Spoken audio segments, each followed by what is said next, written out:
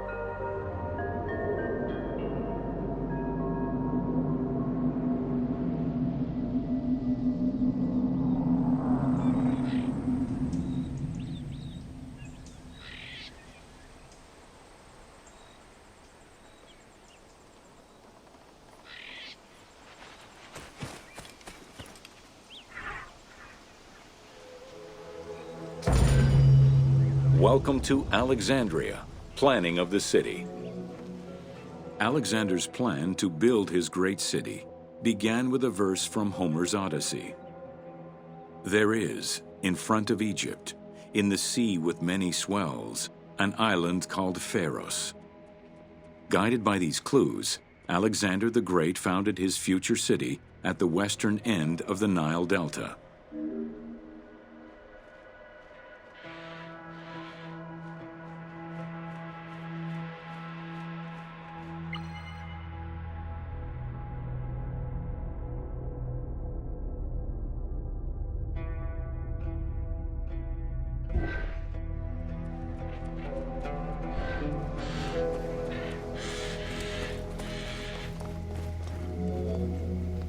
Though Alexander considered this location ideal for his great city, it presented considerable challenges. Too difficult to access during storms, the surrounding swamps threatened disease, and the limestone soil prevented the growth of healthy crops. However, due to the influence of his mentor Aristotle, Alexander the Great recognized that the true value was its strategic emplacement. Alexander knew that in controlling Pelusium to the east, Memphis to the south, and his crowning glory Alexandria to the west, he would create a triangular stronghold, allowing him to control the entire delta while giving him access to the Mediterranean.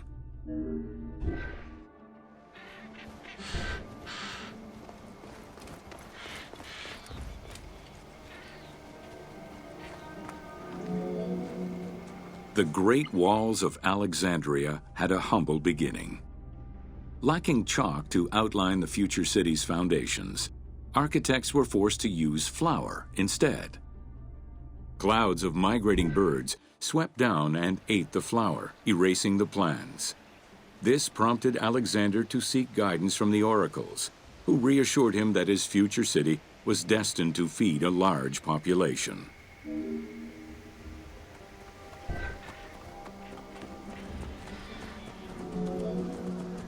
Excavations led by Mahmud Bey el-Falaki in the 19th century revealed that the wall enclosure measured approximately 5.2 kilometers in length and 2.2 kilometers in width.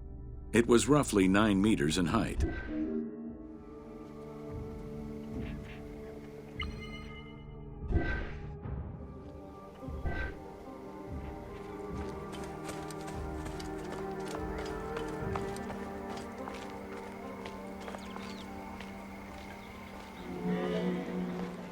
These formidable ancient walls would resist a number of attacks, including fending off the king of Syria in 169 BCE.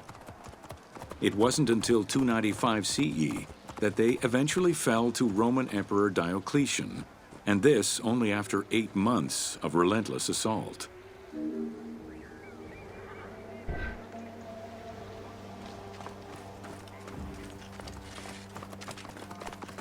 Αμάξα ελάβνης κακίστεως, αμέλισσον.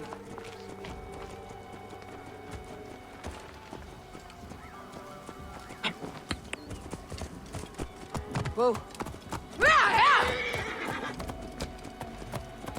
Ο καλός, έβγε. Alexandria's principal architect, Dinocrates, chose a Hippodamian grid plan. The grid maximized functionality, with wide, straight roads and canals running beneath them. Alexander recognized the military value of the city's design. The wide, parallel streets gave him optimal surveillance of the city, while allowing the unobstructed flow of troops.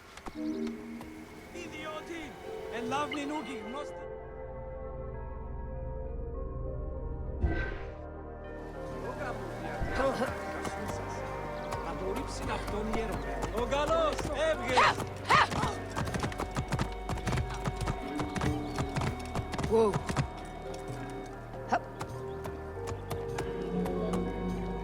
A central corridor ran from the Mediterranean's north port down to Lake Mareotis to the south. This thoroughfare acted as an unobstructed link for commercial trade and travel between the two ports. Many of the streets were bordered with grand buildings and parks, including Canopic Street, with its impressive gate bordering the eastern end.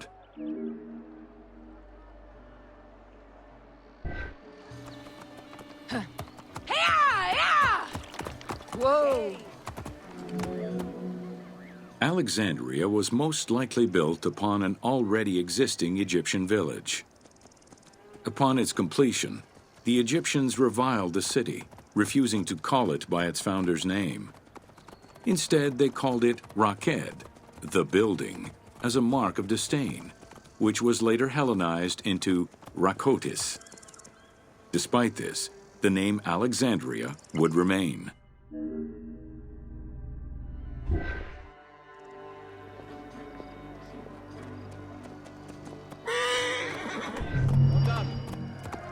Whoa.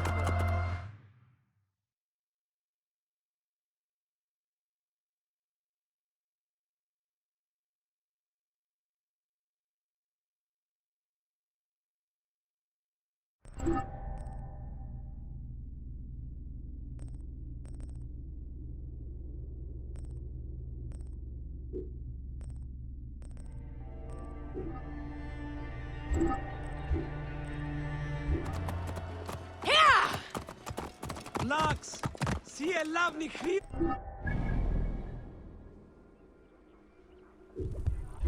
Έρε. Ιδέως έχω φαντάσει.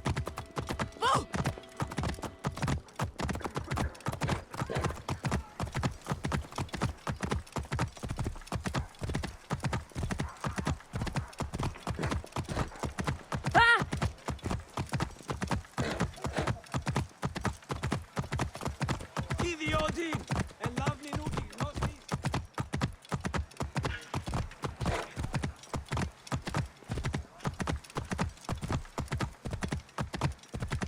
Whoa.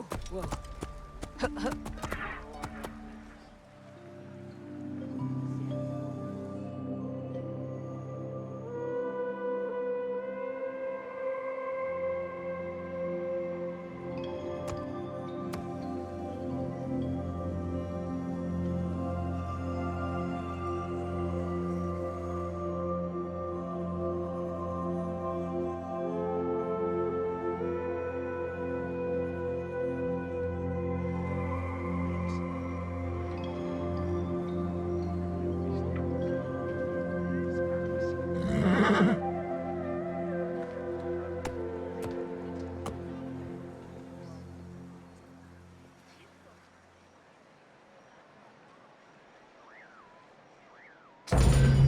Welcome to the Moseion of Alexandria.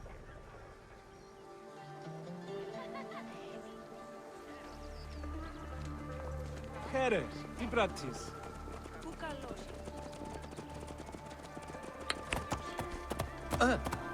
Wow. Μάλλα χαίρε.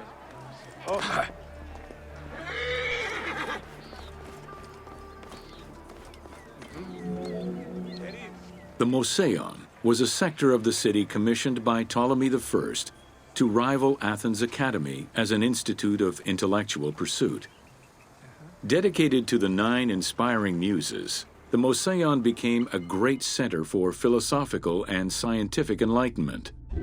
It welcomed scholars from many kingdoms, inviting them to share knowledge in literature, science, and geography.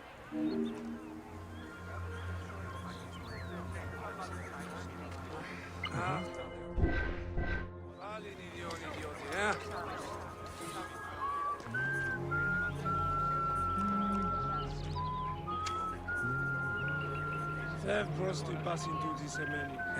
Αχ, Χριστόν εστίν ουδής. Χρήσιμος, αχ.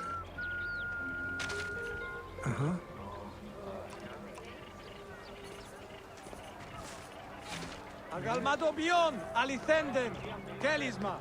Οιδέε ντύσιν ασθένεσθε. Ιερών γέπτεριξέως... The Moseion was designed so that its buildings and grounds would accommodate free thinking, debate, and presentation. Meeting spaces and theaters surrounded a main courtyard. Expansive gardens were filled with exotic plants that aided in the study and supply of herbs and medicines. A zoo offered the study of animal behavior and physiology. Also among the Moseion's many star attractions was its astronomical observatory.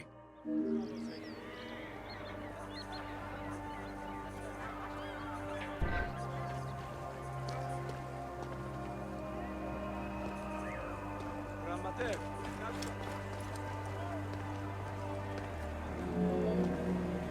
Herophilus was a physician who lived most of his life in Alexandria.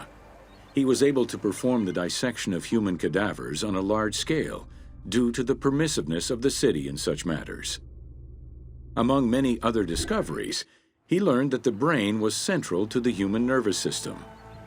He also extensively mapped the blood system and measured the pulse with the aid of a water clock. It is reported that in his thirst to understand human anatomy, he performed 600 vivisections on live prisoners. εν της θεάνες τι με γινέννησε, ανθρωπέ. Αρετέονται τι πολλών κατασχήν, της φυσέως των σοφών, και κρατείς την φαρμακία. Προς ημάς τα πάνες 4, φιλία... Προς πάντων ημέων οναδίων μετα...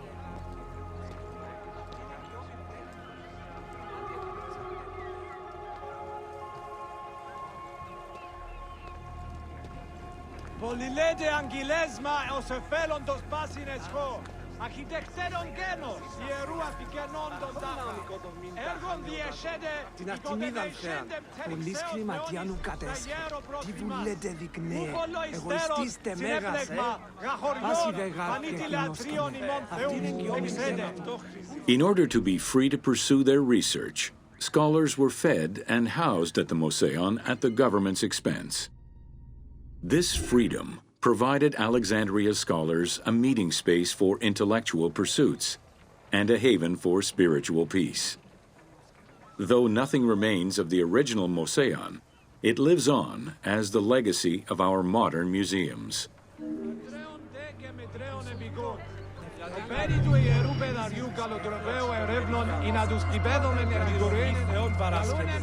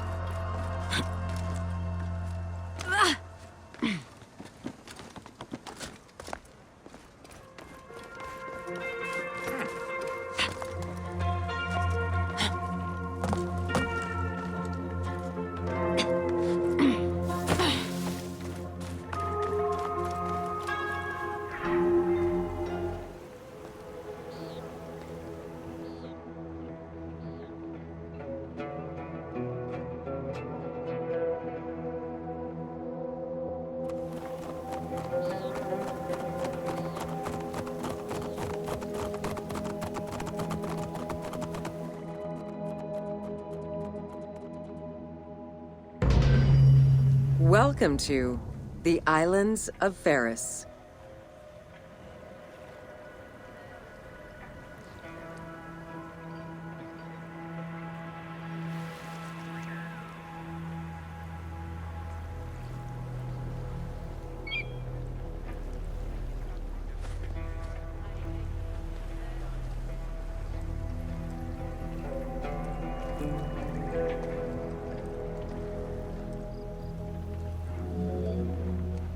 The Heptastadion was a bridge-like causeway connecting the island of Ferris to mainland Alexandria. Its name is based on the Greek terms of measurement, hepta, meaning 7, and stadion, which is a measure of length of roughly 180 meters.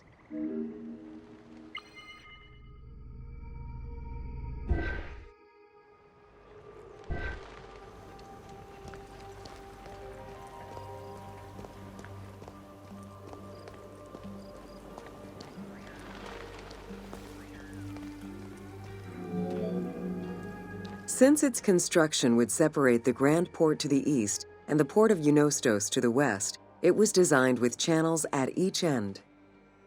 These openings allowed passage from one port to the other.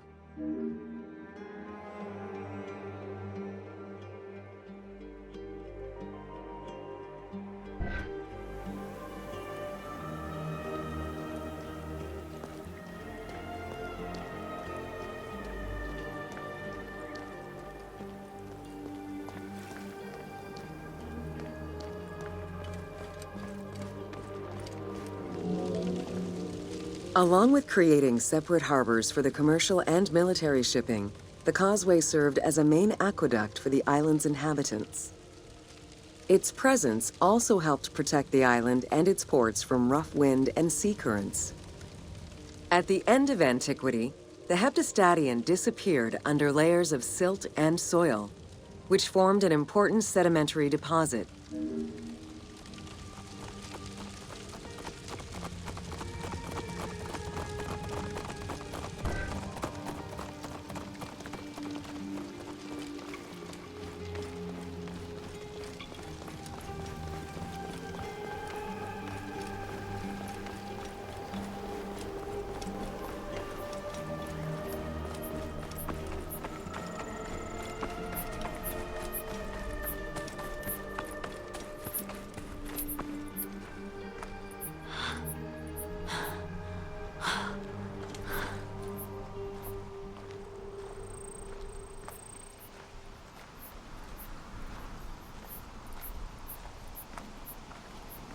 Ere.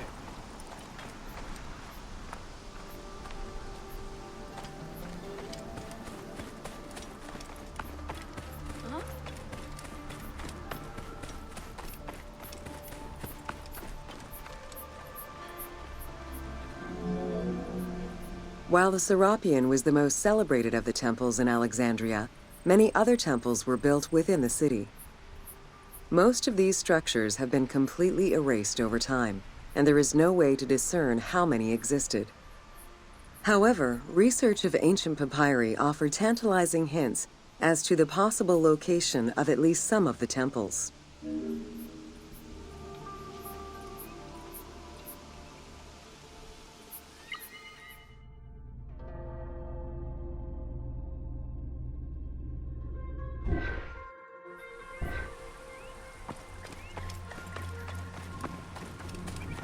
Πάση βεγάρ και γυμνοσκελέ.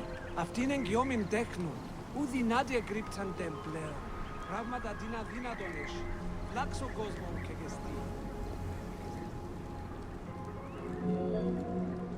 Both papyri and coins reveal evidence of many temples built for the gods.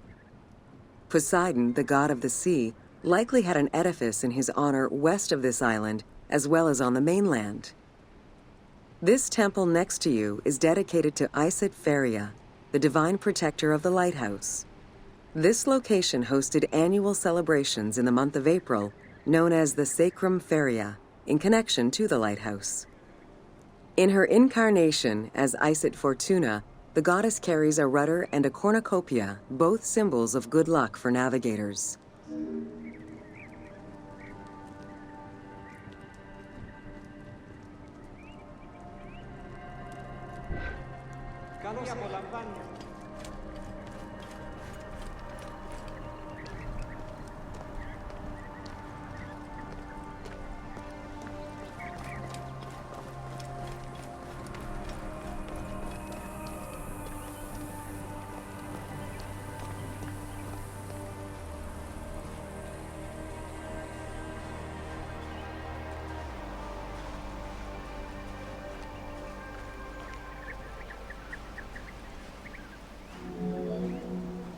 Considered one of the seven wonders of the ancient world, the Lighthouse of Alexandria was a source of great pride for the inhabitants of the city.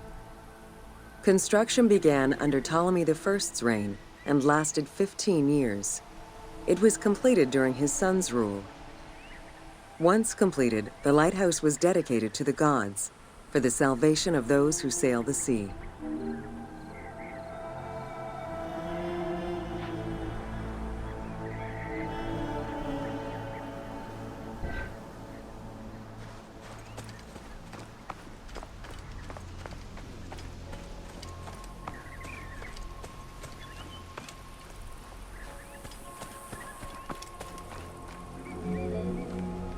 Built on the island of Pharos, the stone structure was 3 tiers set on top of one another in a step formation. The second floor consisted of an octagonal tower, and the top floor was a cylindrical tower topped by a statue. The interior provided space for staff rooms and a ramp which allowed the transport of fuel to the upper floors.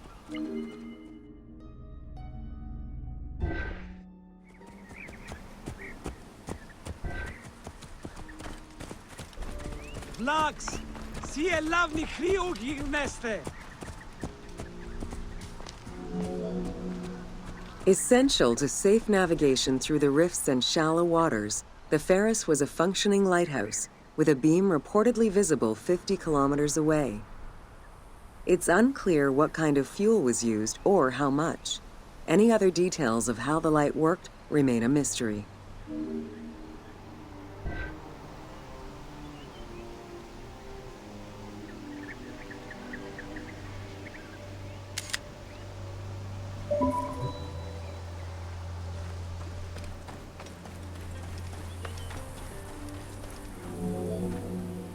For several centuries, the Pharos was one of the highest monuments ever built by man. It measured roughly 110 meters in height, compared to the Pyramid of Giza, which was around 140 meters tall. Gradually, the structure was eroded by earthquakes and then completely destroyed in 1480 CE, when a fort was built over it. Archaeological excavations on the seabed have uncovered many blocks from the ancient building.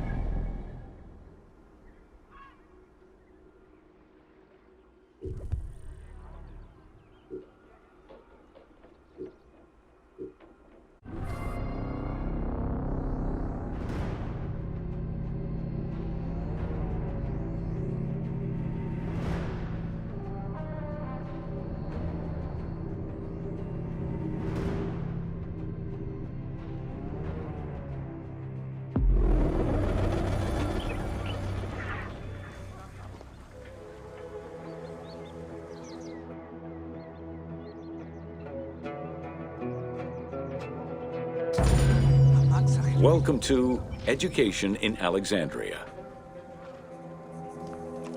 Haha, Veltion Gelani istati, Antiopiasu.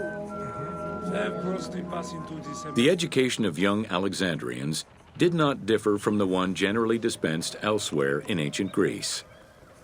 At the age of 7, the child was taken in charge by a tutor, who then became responsible for instilling an elementary education as well as good moral principles.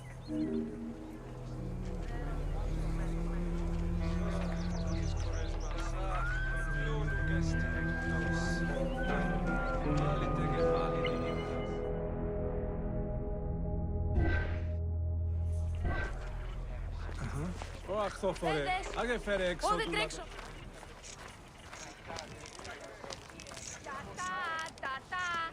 Άριστα πέ, ποδήματα εμού καθέριν, ουλανθάν. Teaching was generally done outside, in the open air.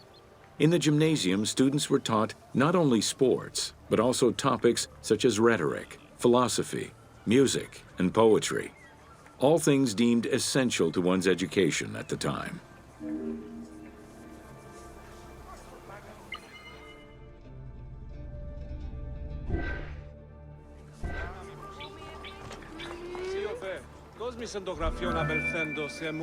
Here, both girls and boys are shown attending a class given by one of the rhetoricians of the era. The team made the choice to show both genders attending class within the context of the game world. Even though it is historically inaccurate, the team felt it was not necessary to prioritize historical sexism over inclusive gameplay.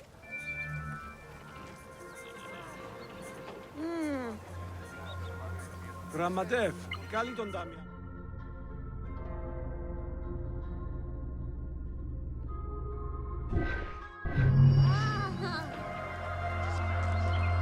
Αφηρμάσου έσχο.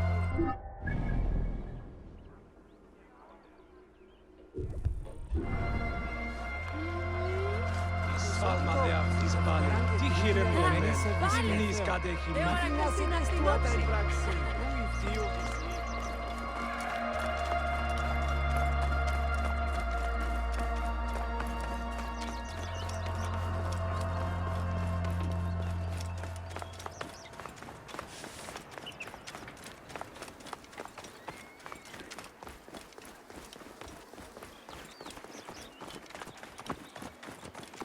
Ο καλός, έβγε!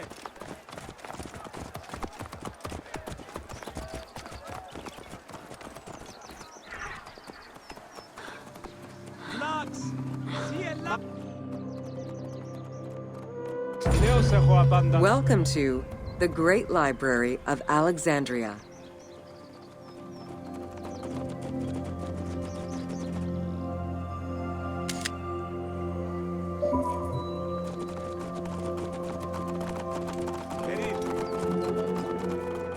Near the district of royal palaces and within the Moseon was the most famous library of all antiquity.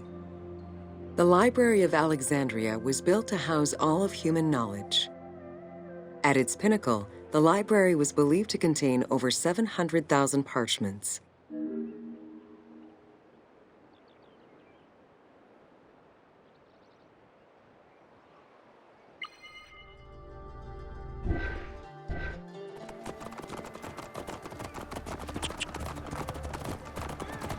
Ο καλός, έβγε! Throughout the centuries, fires and wars between Christianity and paganism destroyed the library, leaving nothing behind. The loss of the building, and more importantly, its vast collection, is immeasurable.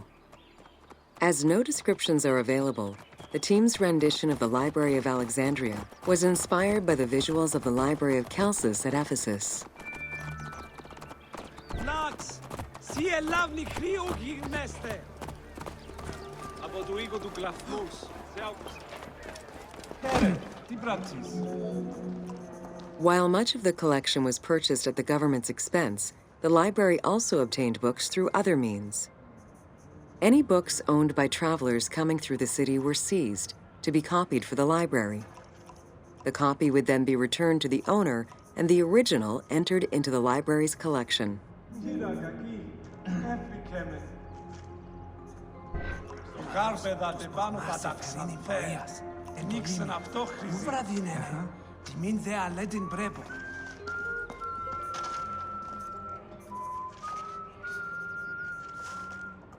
Αχ, αχριστιάς γαρορίων υπερβαρκιάσαν. Όχ, τα ρεπορία μεγίστην πάνω. Χερίν. Λυξίσας είναι αυτή. Αρχόν να νοικοδομήν τάχα νεοτάτων. Βραδούχους αόρακας. Χαίρε, τι πράττεις?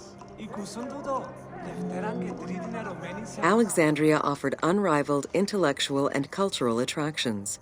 Eminent scholars from Athens, Rhodes, and other Greek centers traveled to the city to learn and engage with other free thinkers. Both the Moseon and the library were at the center of groundbreaking ideas and creative expression. Αυτή είναι εγκυόμην τέχνο. Πού δυνάτε εκρύψαντε πλέον. Πράγματα τι να δύνατον έχει. Φλάξω κόσμο.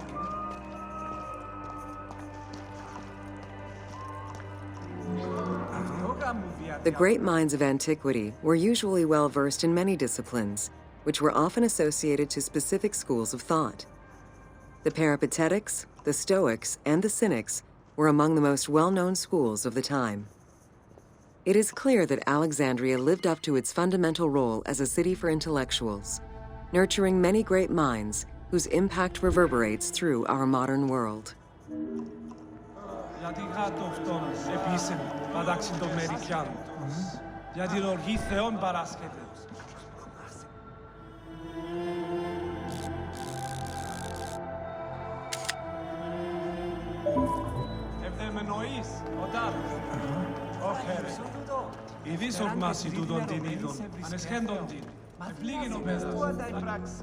Hypatia of Alexandria was a Greek mathematician, philosopher, astronomer, and inventor.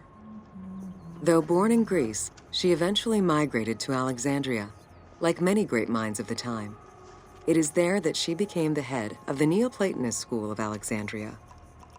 From most accounts, she was highly respected by her fellow Alexandrians, both as a teacher and a philosopher.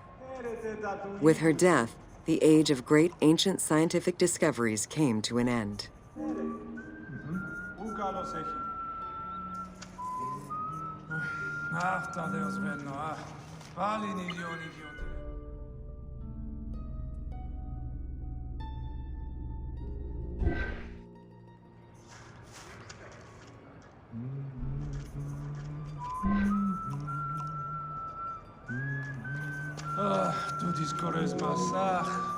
Callimachus was born in Cyrene and educated in Athens.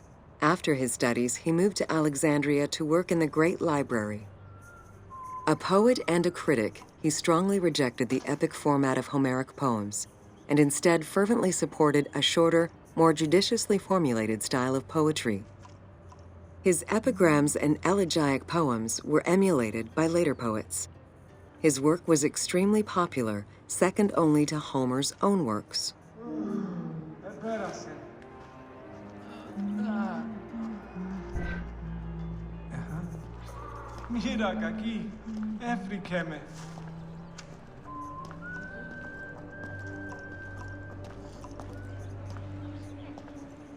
Ευχαριστώ τον Θεό.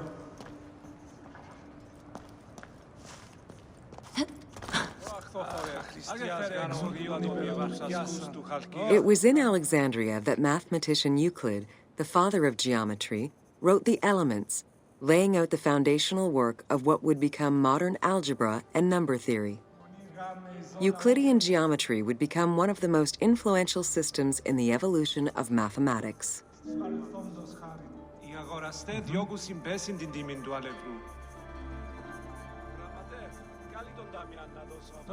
Τούτης κορές μας, ποιον ουκες.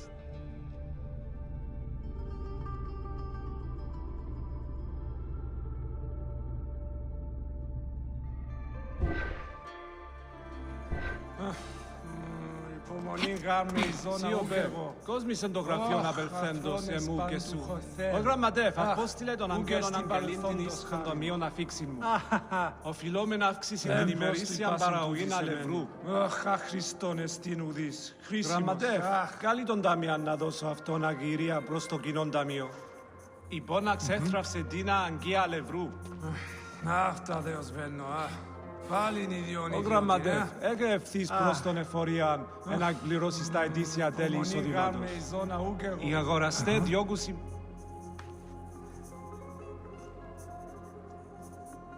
Φεύγ προς του υπάσιν τούτη σε μένει. Αχ, Χριστόν εστίν ουδής. Χρήσιμος, αχ. Τούτης κορές μας, ποιον ουκες Χριστιάς γαρορίων υπερβαρκιάσαν. Ταλαιπωρία μεγίστην πάνων τούτων. Γιατί αυτός μόνον τους Γραμματεύ, όπου έφυγες το συμβόλαιο για την αγορά δεντρών και της ύλης. Αχ, φέρεν μου, έκρινο να...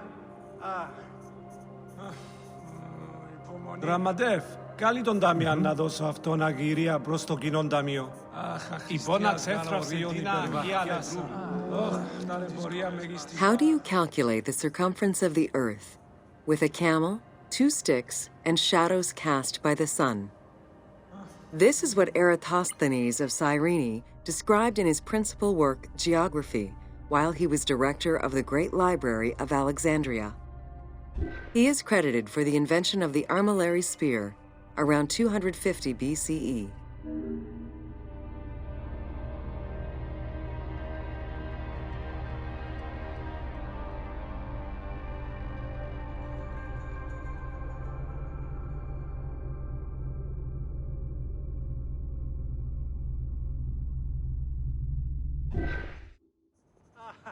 Σιωπέ, πώς μη σε το γραφείο να ξέσβασμα δε αυτής πάλι. Τι χειρεμ τον μεν, τι μνείς κατέχει μη. The earliest known and most complete armillary sphere of antiquity was the Meteoroscopion of Alexandria, with an imposing 9 rings compared to the 3 or 4 of most other astrolabes. Known as the zodiac krikatoi amongst the Greeks, the Meteoroscopion was used to determine the location of celestial bodies around the Earth. Every self-respecting astronomer of antiquity would have sought to use this tool to better understand the celestial movements.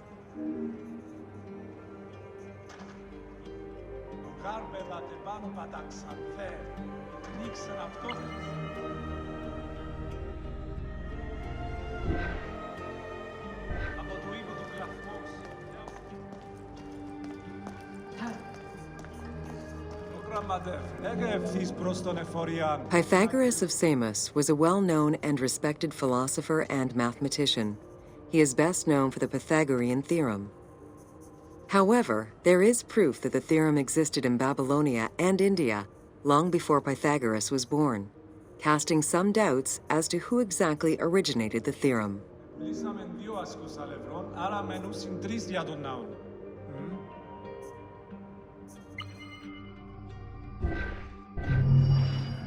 Γραμματές, καλή τον Ταμιάν να δώσω αυτόν αγγυρία προς το κοινόν ταμείο. Οφειλούμε να αυξήσει την ημερήσια παραγωγή αλευρού.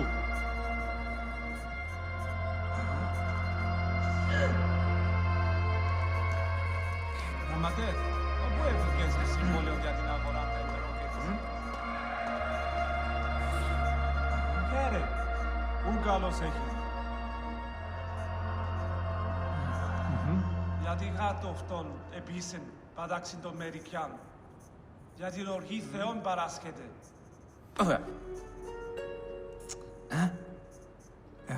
Τι σφάλμα δε αυτής πάλι, τι χειρεμ τον μεν, τι μνείς κατέχει μη. Χαίρε, τι πράττεις. Χαίρον ειδον. Ιδίς ορμάσει τούτον την είδον, ανεσχέντον την. Επλήγην ο πέδας, δακρυώνεντε, καταραυστέντε θεοί.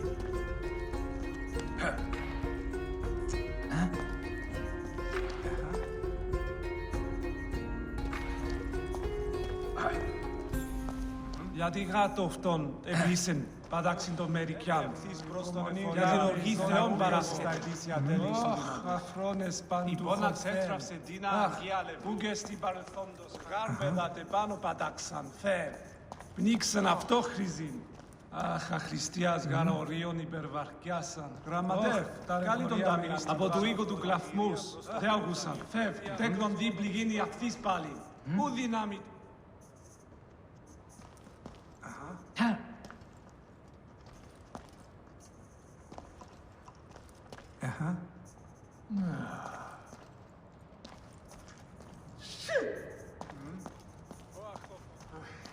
Ευδεμενοείς, όταν ιδέως έχω απάνταν σου είδε. Πνίξαν αυτό χρυζίν.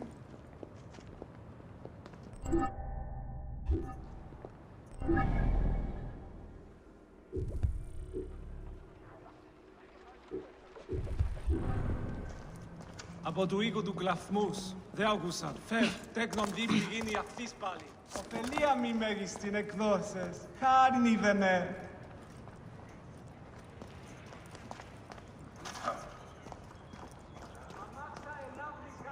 Ω της αγαθότης, χαίρετε τα του οίκου σου.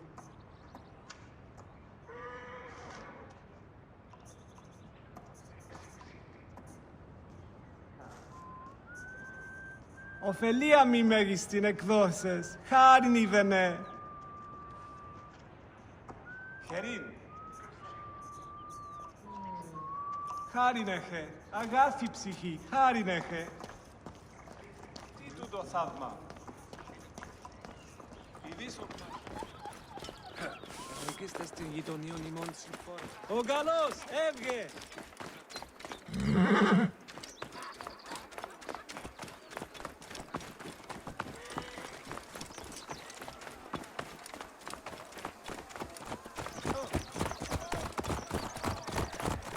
Ιδιώτη, ελάβει νου Rostis. Τι πράττεις?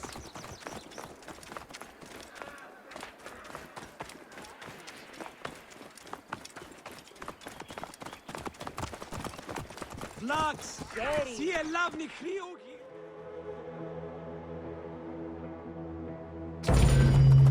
Welcome to the Serapion of Alexandria.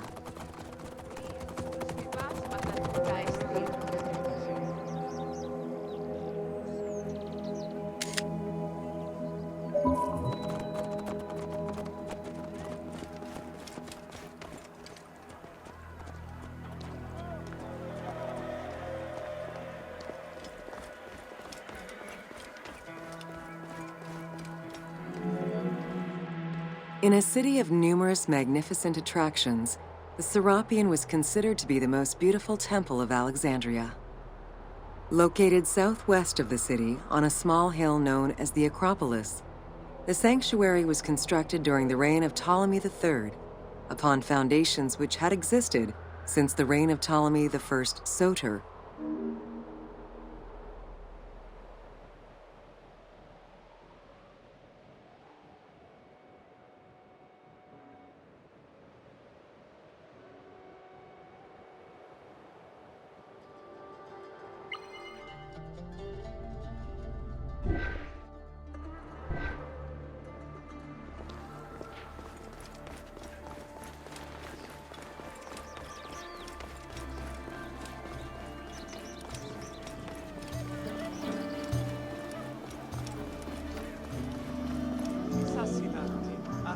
Visitors of the Serapion climbed 100 steps to reach the courtyard. Libraries were installed in the porticos surrounding the square building, with its roof and columns adorned with gold and gilded bronze. Pharaohs were generous to the temple, as were several Roman emperors after Egypt's conquest. An inner temple housed the statue of Serapis, dedicated to healing the sick. Pionu gestin tutos. Palin dege palin idiotas.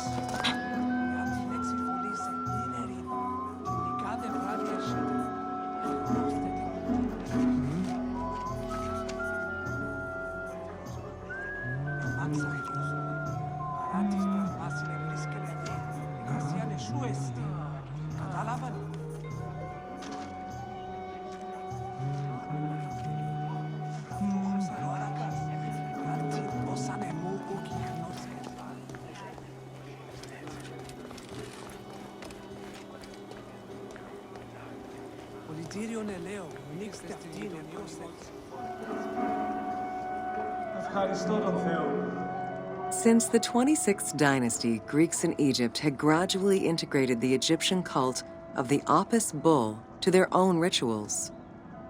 With the establishment of the Ptolemaic dynasty, the cult of Apis was further integrated into Greek religion. During his rule, Ptolemy I chose to merge Egyptian and Hellenic gods into a syncretic divinity named Serapis. This name was the result of the amalgamation of Osiris and Apis. With this new deity, the Ptolemaic dynasty managed to accommodate similar belief sets for two different cultures, bringing about a new dynastic cult.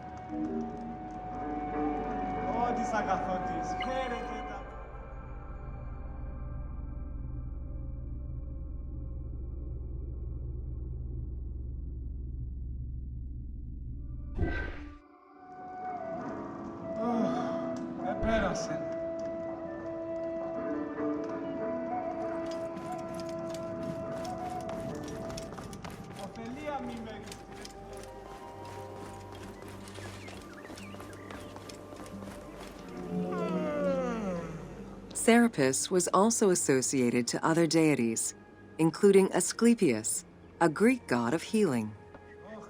It is possible that, as with the Serapis Temple of Canopus, the sick would visit this sanctuary, sleeping there overnight in the hopes of being healed within its hallowed halls.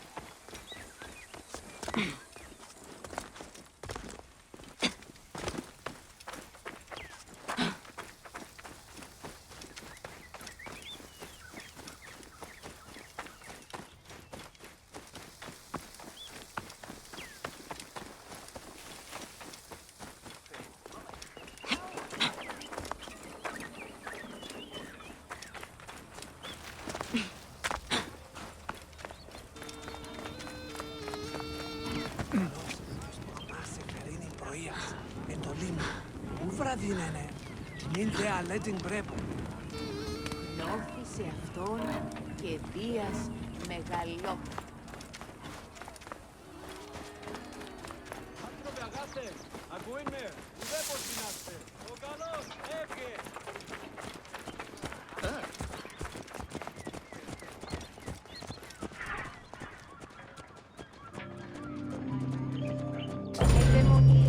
Welcome to Alexandria, a commercial hub.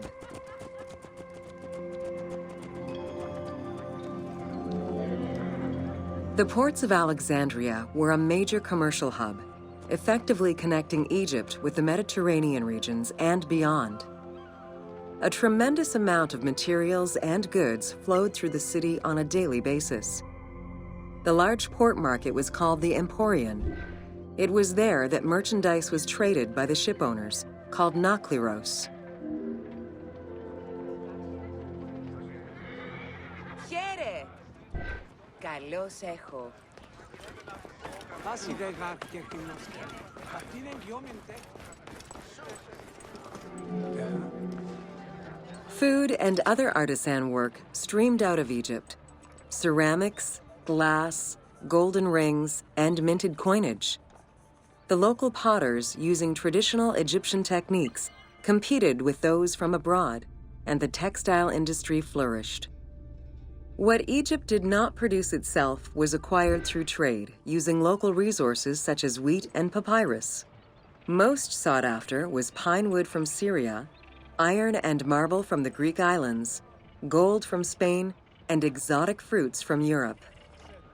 All this commercial activity contributed to the already decadent wealth of the city.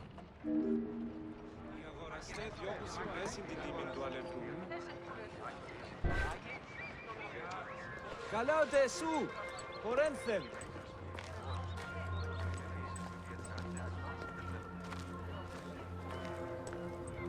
Έω!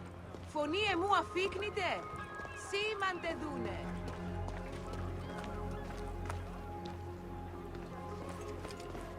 Τι να στε ακούσει.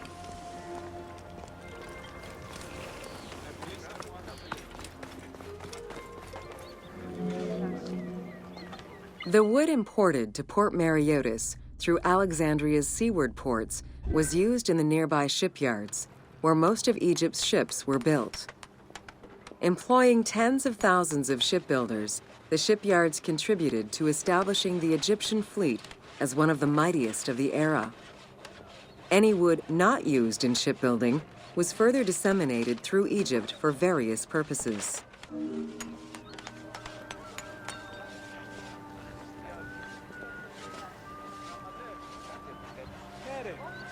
Ιδέως έχω απαντάνσιοτε.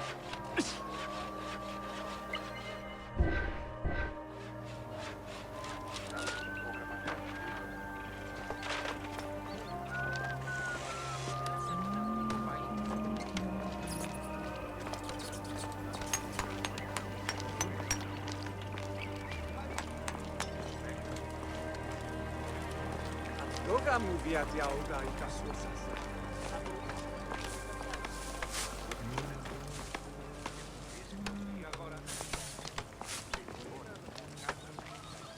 Γιατί γάτοχτον επίσην πατάξιν των Μερικιάν. Τι πράττεις. Για την οργή Θεόν παράσκευη.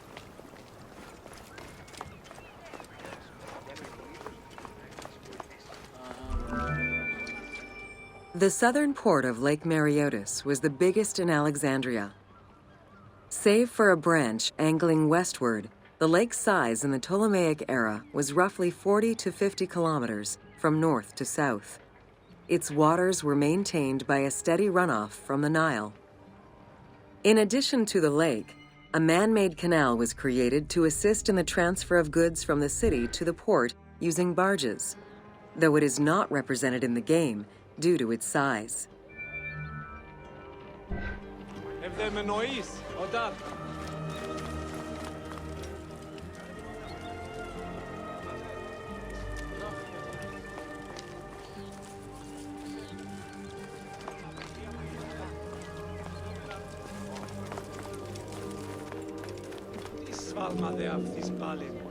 Banking was one of the most distinctive innovations brought by the Greeks to Egypt.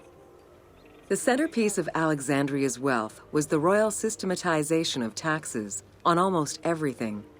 Basic items such as salt, oil, beer, wheat, and linen were heavily taxed. As a result, the royal treasury of Alexandria was able to ensure the economic stability of most of the administrative areas of Egypt.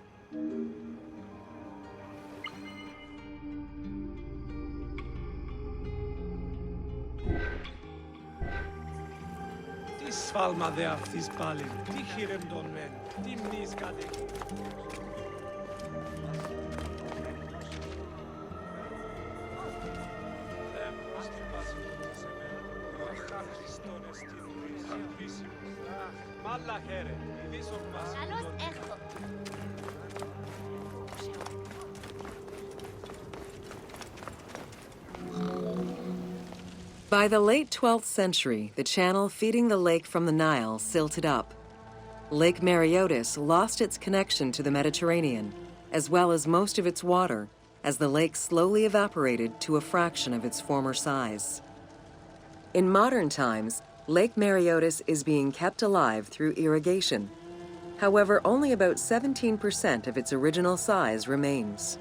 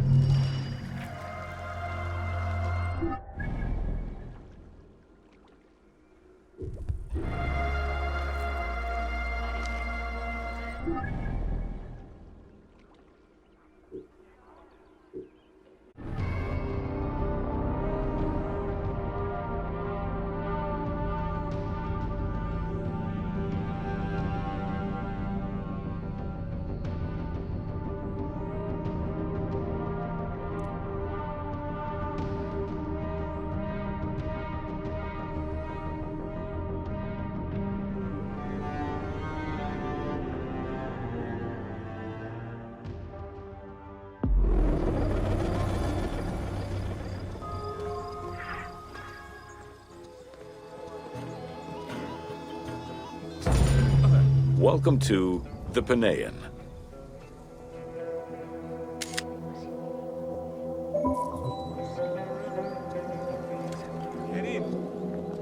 The Panean was a temple built in honor of the god Pan, divinity of nature. This Greek god, often represented as a half-man, half-goat, with a beard, horns, and goat's hooves, was considered the protector of shepherds and herds.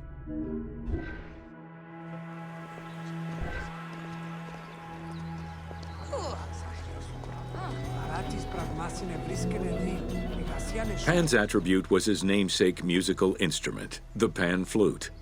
His temples were usually located in caves and on high mountains, and were frequented by shepherds. It is likely that Mediterranean cults adopted the imagery of Pan to symbolize the Christian devil.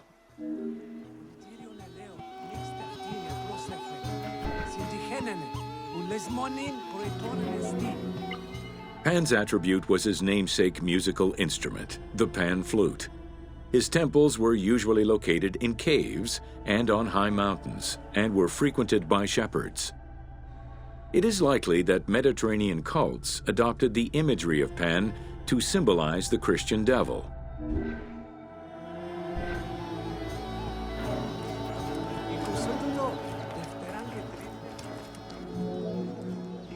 To give proper honor to the god, Alexandrians built an artificial hill upon which they housed his temple to compensate for the flat relief of the city. The artificial mound had the shape of a spinning top or a pine cone, which was accessed by a spiral staircase. The top had a panoramic view of the entire city. Only such heights would be fitting for a mountain god.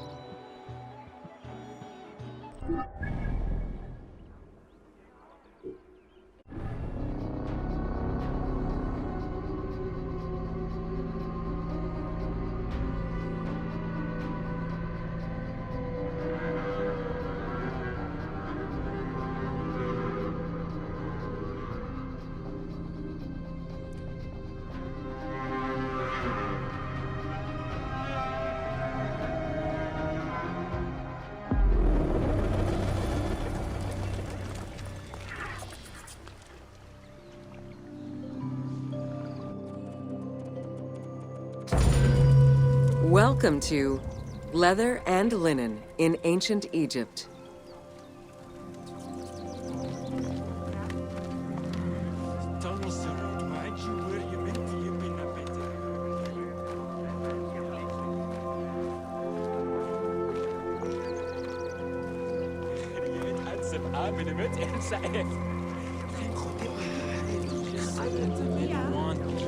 Tanning, a process which dates from prehistoric times, was present although not highly valued in Egypt due to the heat. Leather was reserved mainly for things such as sandals, leather bags, dagger sheaths, quivers, and other similar items. Leopard hides, unlike regular leather, were highly valued and usually worn by priests.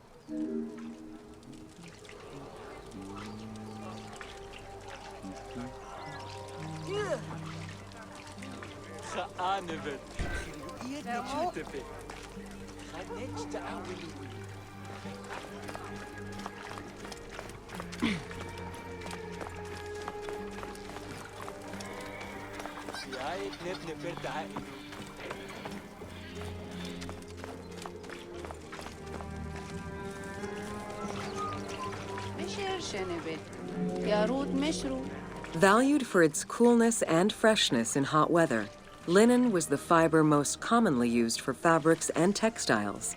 It was produced from flax, which was plentiful in Egypt. Fibers were usually dyed before weaving.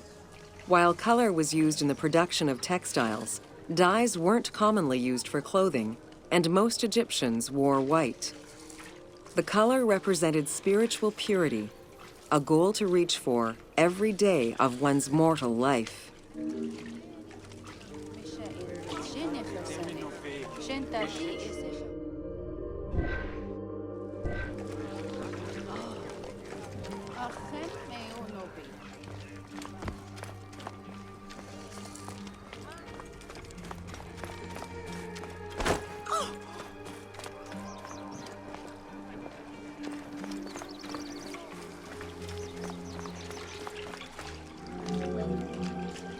Various shades were achieved using woad, a dye produced from the leaves of Isotis tinctoria. The plant was cultivated for this purpose within the Nile Delta and allowed for the creation of various colors.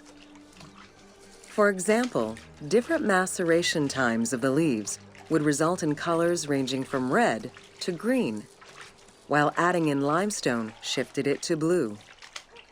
During the Greco-Roman period, other ingredients were found, resulting in a wider range of colors.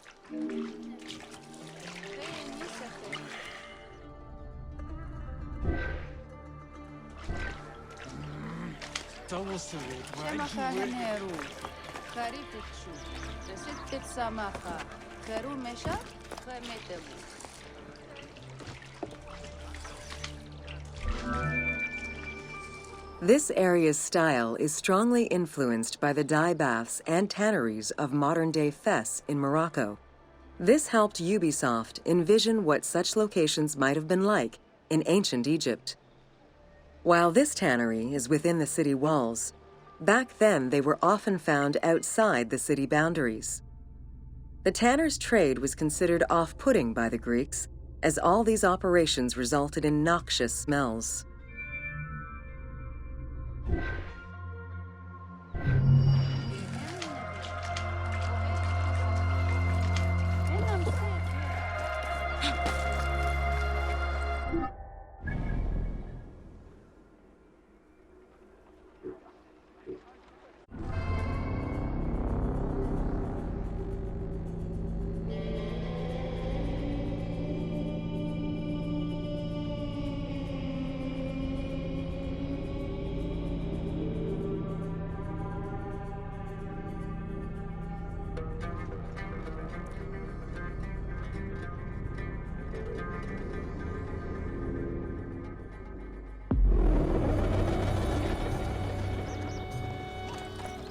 Αμάξα ελάβνης κακίστεως, αμέλισσον.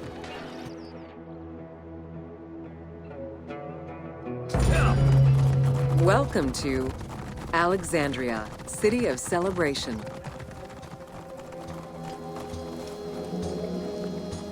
Like most Greek cities, Alexandria offered multiple forms of entertainment. Most were related to cults, religious practices, and the festivities surrounding those practices. Among those festivities, the most important ones were the dynastic celebrations, instituted in honor of the deified Ptolemaic kings and queens. These celebrations could go on for many days and included sacrifices, offerings, processions, and public banquets.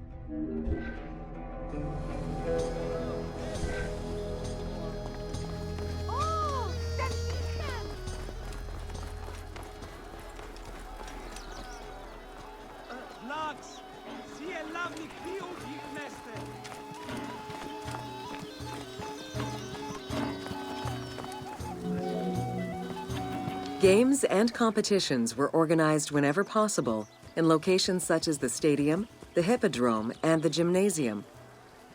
The residents of Alexandria favored such events where athletes, poets, and musicians from Egypt and other cities of the Greek world competed.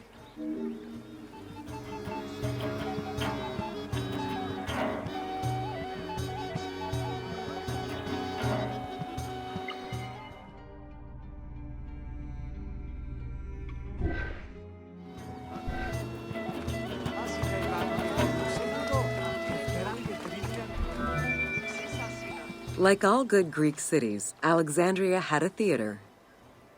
The architecture of this structure is Roman in style. This is because the team duplicated a theater from Cyrene. Roman theaters were usually semicircular and built from scratch on a flat area with structures designed to enhance oration. Greek theaters were more oblong in shape, similar to a horseshoe, and favored the slopes of natural hills to support their acoustics.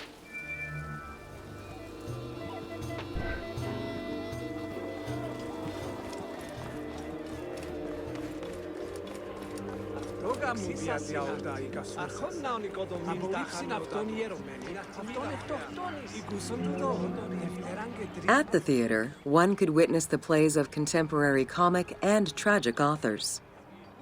The play you are witnessing below is Menander's Dyskolos, more commonly known as The Grouch, a late and popular entry in the Greek comedies.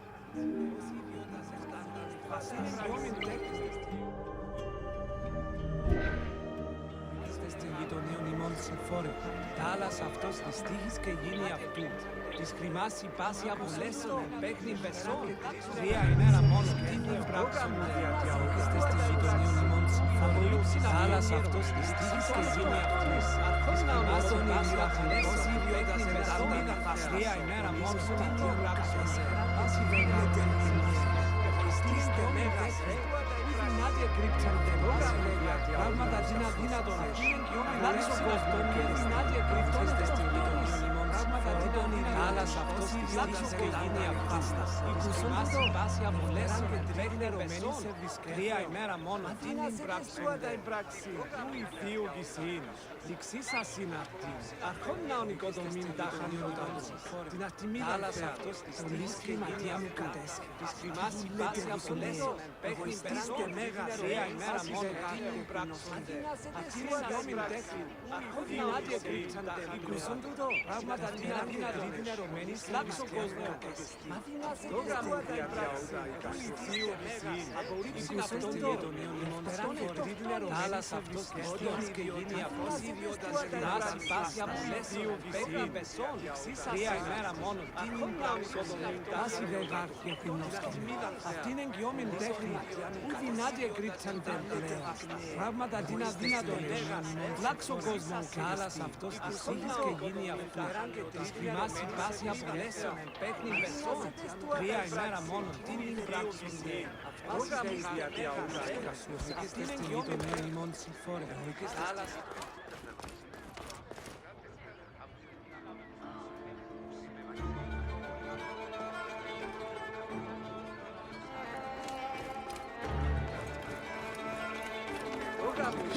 τον ημών συγχώρε. Τα άλλας αυτός της σύγχης και γίνει Δευτέραν και Τρίτην ερωμένη σε βρισκέθεο. Μα δυνάσετε του τρία ημέρα μόνο, την θείου γησίν. Οικούσον τούτο.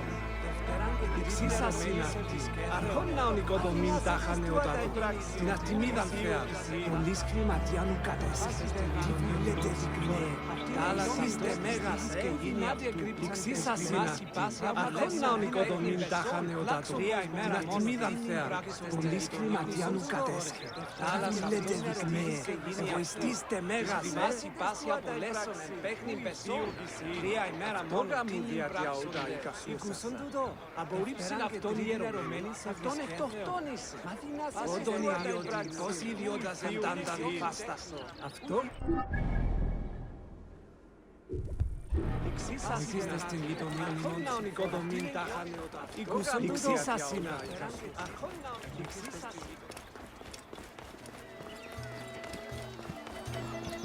Άσκετε να ακούσουν τούτο.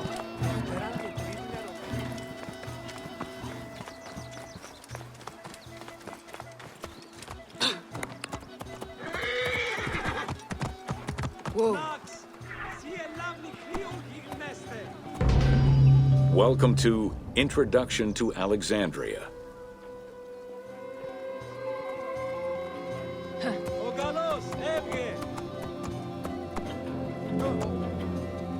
After conquering Egypt in 331 BCE, Alexander the Great decided to build a new city, which, as per his habit, he named after himself. After his death, Alexandria quickly became the capital city of the Ptolemaic kingdom and the most important city of the Greek world.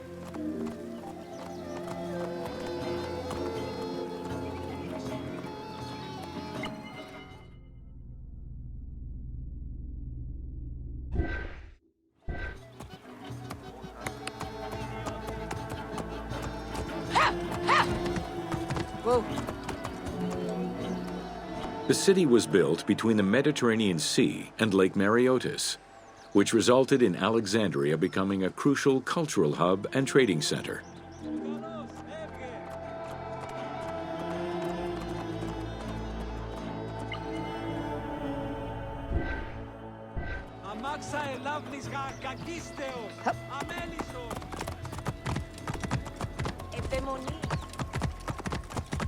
Whoa! Sumptuous buildings could be seen wherever one turned their gaze. The royal palaces, the many temples, the gymnasium, lush public gardens, and large avenues.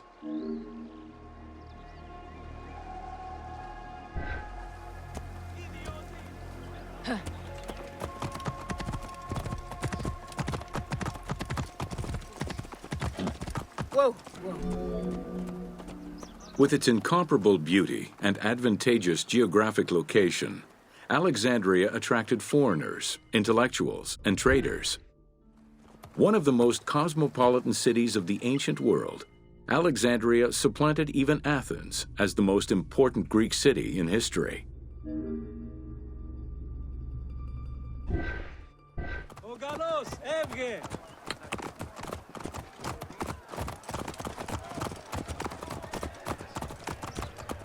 Whoa! Egyptian obelisks were highly prized by Roman architects. While Roman design previously favored the use of a single monument, Egyptian obelisks tended to come in pairs and were generally located at the entrance of temples. Several ancient Egyptian obelisks are still in existence today, though many are spread out across the world in locations such as Paris, Rome, New York, and London. All of this shows that Alexandria was significantly influenced by the rich past of Egypt. Whoa! Alexandria had several main streets. Its most famous artery was the Canopic Way. It was lined with sumptuous buildings, houses, and temples, and was roughly 8 kilometers in length. This street was one of the most important shipping entrances to Alexandria and often hosted processions and festivals. Ο καλός, έβγε!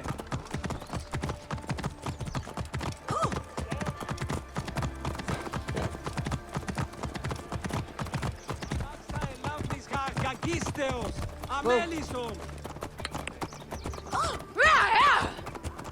Μόριας παρασκευάσματα τούταν εστίν.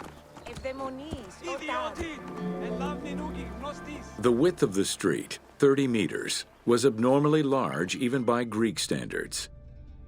This is likely because the Canopic Way was made in a short span of time and based on an urban plan, as opposed to being slowly built over time, as was usual for the era.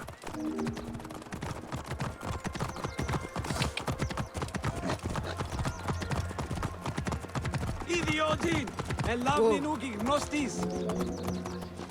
The Canopic Way originated in the western cemeteries, skirted the gymnasium, and then exited the city to head east through massive doorways towards Canopus. This structure was known as the Canopic Door. Whoa!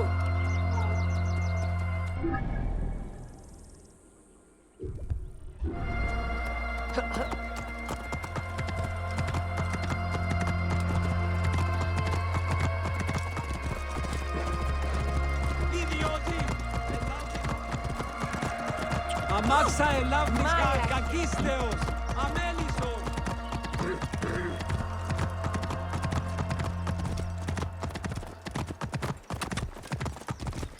Λάξ, σι ελάβνη κρύου γιγνέστε.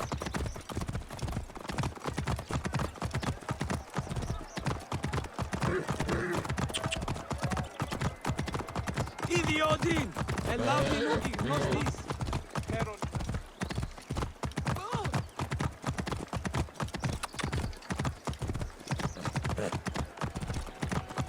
Αμάξα ελάβνης κακίστεως.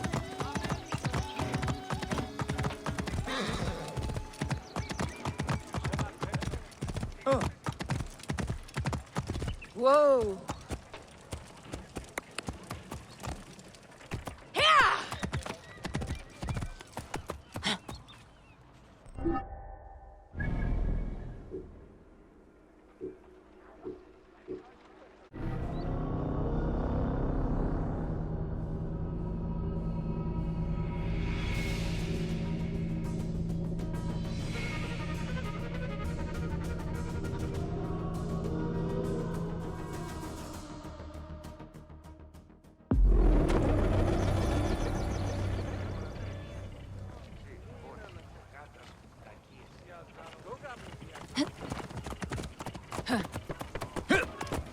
Whoa. Εξής assassin.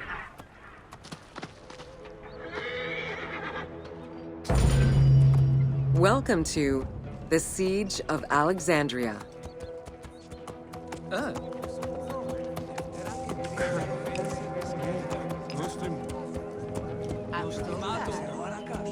Ία τα όντα είναι.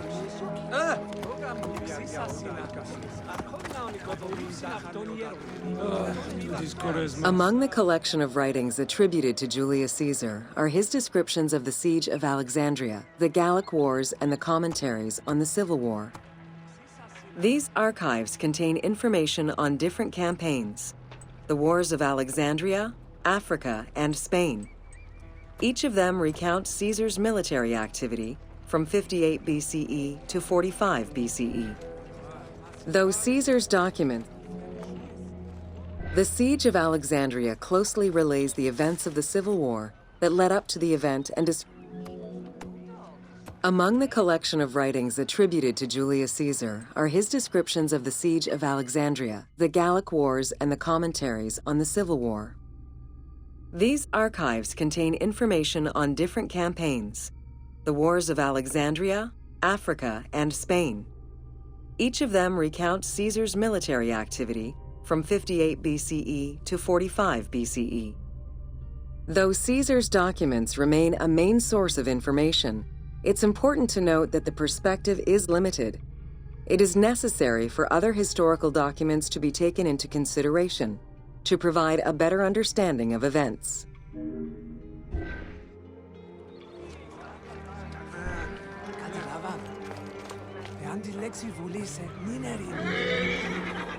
The Siege of Alexandria closely relays the events of the Civil War that led up to the event and describes how Caesar was besieged in the palace of the Ptolemies. Other ancient authors have left equally valuable and sometimes contradictory information.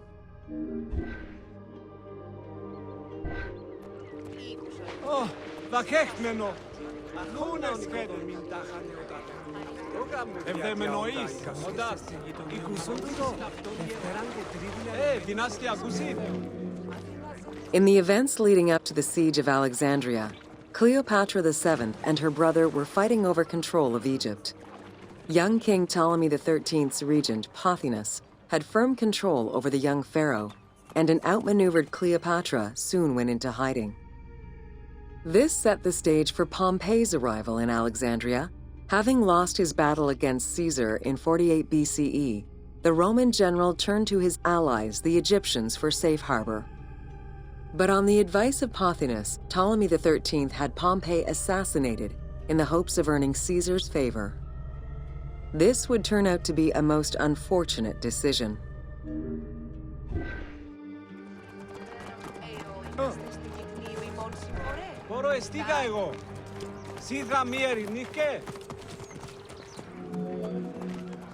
Upon his arrival in Alexandria, Caesar was presented with Pompey's head. The sight of a Roman murdered by Egyptians did not sit well with him. Caesar made his displeasure clear, ordering the return of Cleopatra, and for the siblings to resolve their differences and resume their co-rule of Egypt, as per the will of their father. Neither Pothinus nor Ptolemy XIII wished to accede to this demand. While doing his best to aggravate Caesar, Pothinus secretly plotted against the Roman ruler and sent word for Egyptian general Achillas to bring his 20,000 men to fight on his behalf. While Pothinus plotted against Caesar, Cleopatra made a bold move.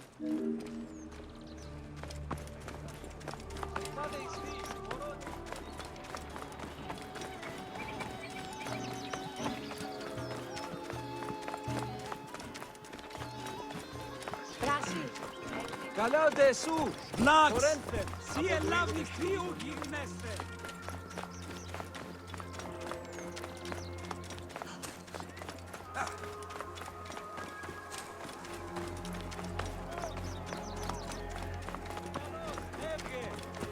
Κερίν.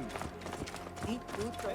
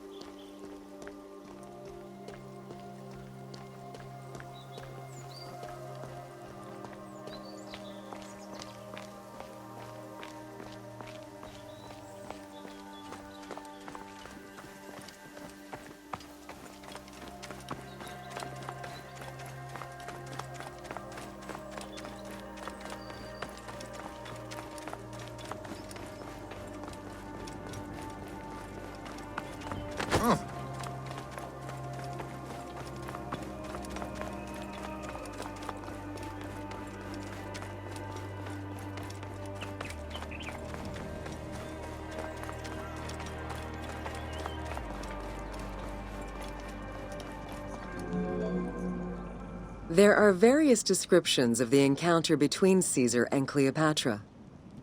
One report states that she snuck into the palace alone at night. Another account claims she was accompanied by an ally and was brought inside the palace wrapped in a carpet bag. Though exactly what happened at this fateful meeting is up for debate, what is known is that Cleopatra met with Caesar and earned his approval. Pothinus and Ptolemy XIII were most vexed with this turn of events.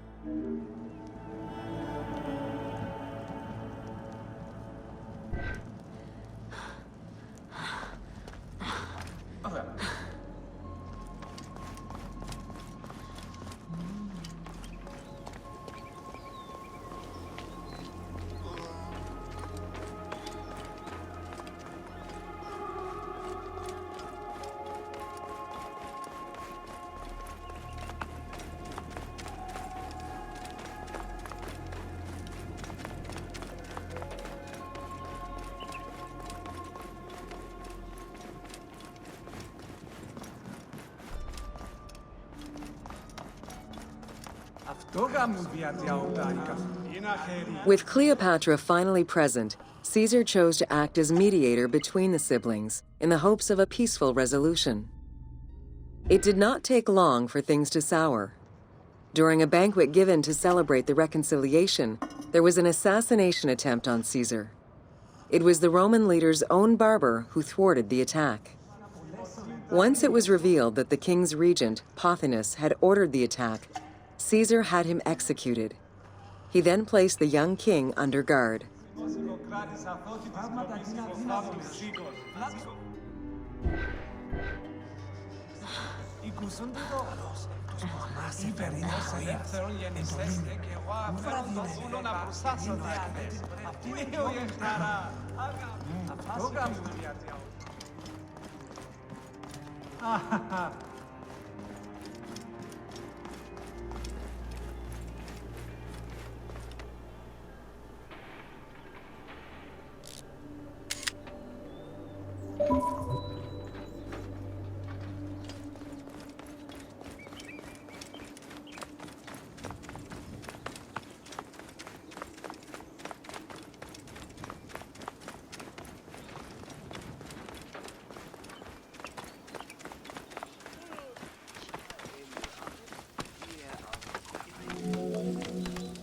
Caught within the palace with roughly 4,000 troops, and with the knowledge that the arrival of enemy forces was imminent, Caesar sent for help from Syria, Rhodes, and Cilicia. He ordered his men to dig a ditch around the palace and build a wall leading to the harbor. This would ensure Caesar's access to the sea. When Egyptian General Achillas arrived in the city with 20,000 men, the battle for Alexandria began.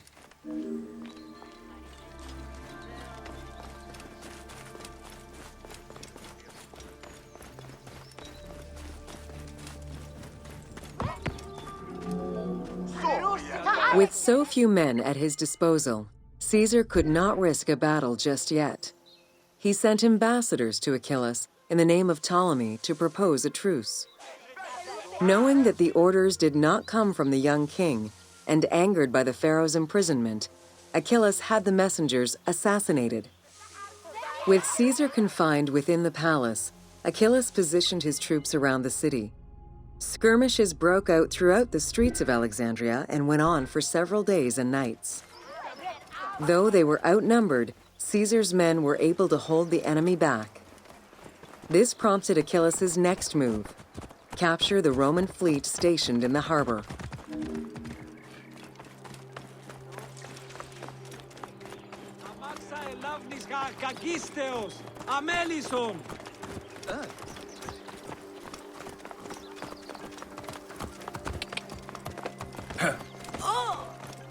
Vlax, si elavni kriu girneste.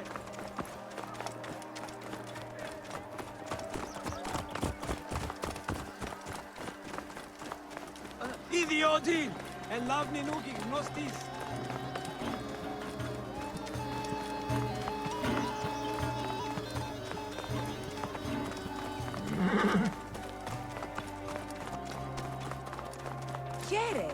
Τι πράττεις?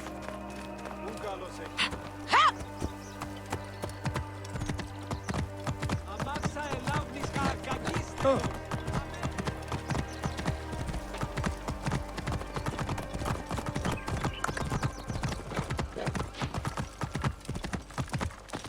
Whoa!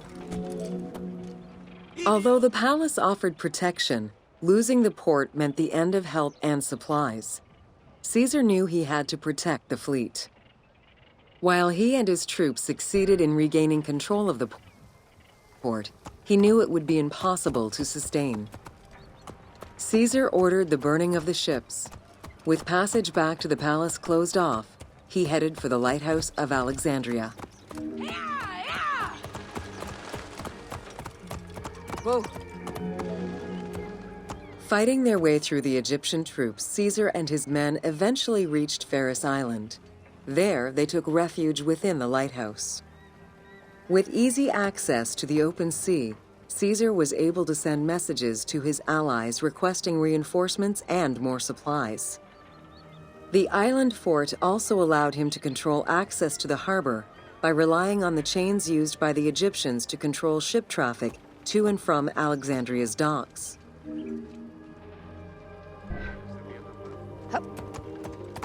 Whoa! The exact chronology of events during the war in Alexandria remain imprecise. Conflicting accounts raise questions as to when, and even if, the Great Library of Alexandria was burned down at all.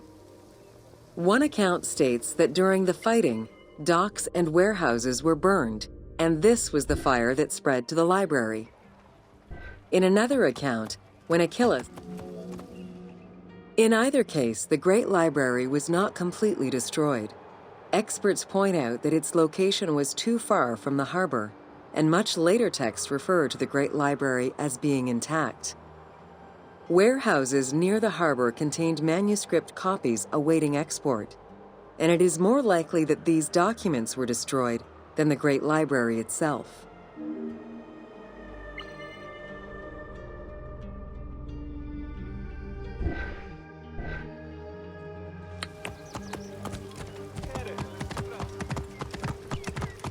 Whoa!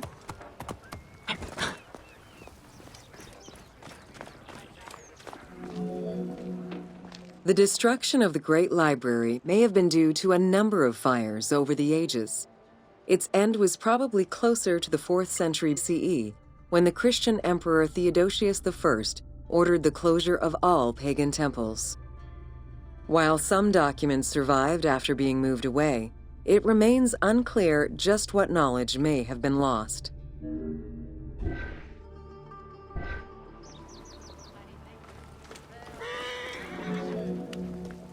Where there are accounts of Achilles being in control of the battle against Caesar, it appears that instead Cleopatra's sister, siding with her brother, had him killed and put her ally Ganymedes in his place. Ganymedes proved a valuable tactician for the Egyptian side. It was his idea to cut Caesar's access to the harbor, thus trapping Caesar at the palace. Γράψαμε με επιπλέον Δεν πάντες. άκουσαν. Τέκνον δίπλη γίνει αυτής πάλι. Ούδινο.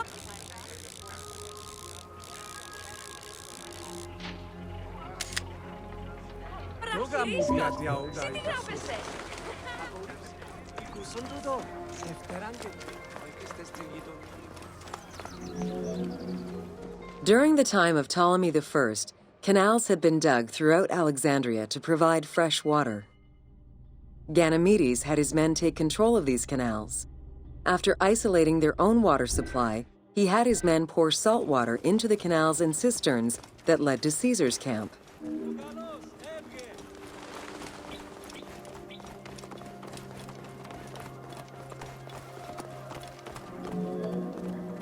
Panic erupted in Caesar's men.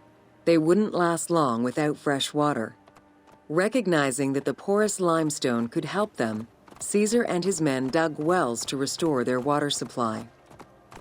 Days later, the 37th Legion, comprised of Pompey's soldiers, arrived by ship. Unable to come ashore due to the winds, Caesar risked going out to meet them on the peninsula, Cape Chersonese. When the enemy learned Caesar's location, they rushed to intercept. Despite an obvious advantage for the Alexandrians, Caesar, with a Rhodian ship full of skillful sailors, emerged victorious.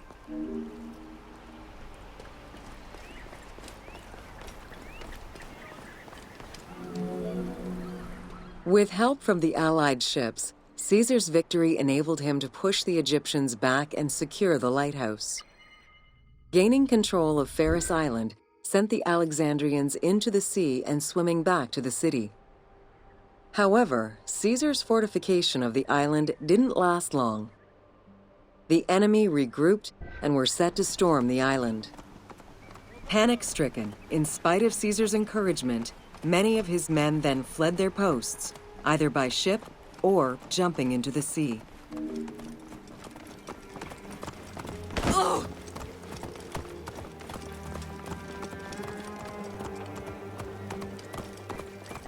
Vlax, sie lavni kriu girmeste.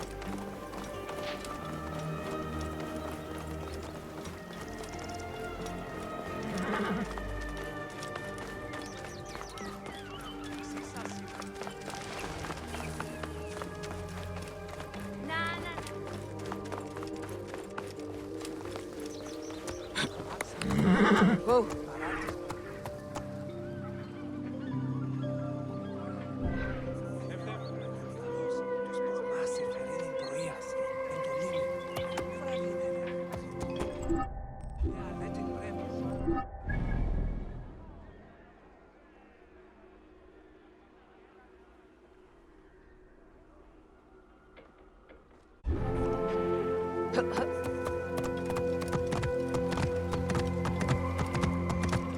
Whoa.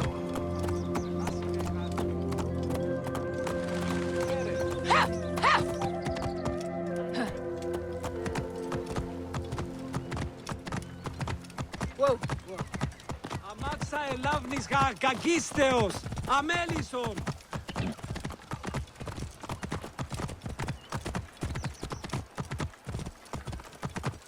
Whoa. Vlax, sie ελάβνη kriu girmeste.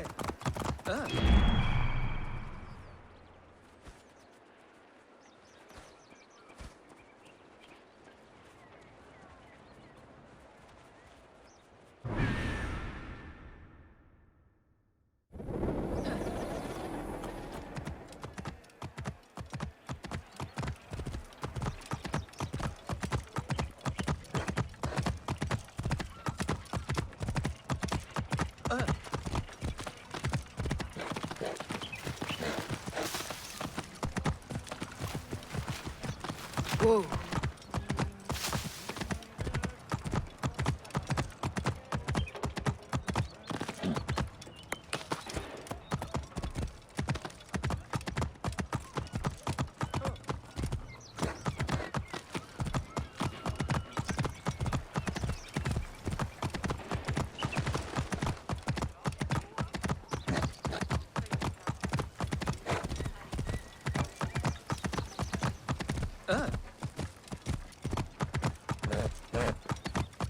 Whoa.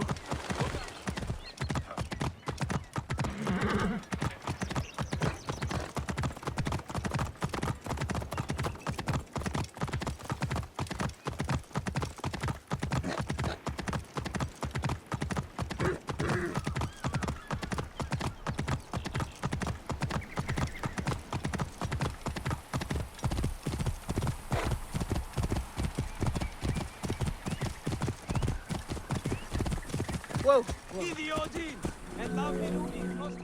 Caesar attempted to retreat, but Port Eunostos' harbor was overrun with enemy ships, preventing escape.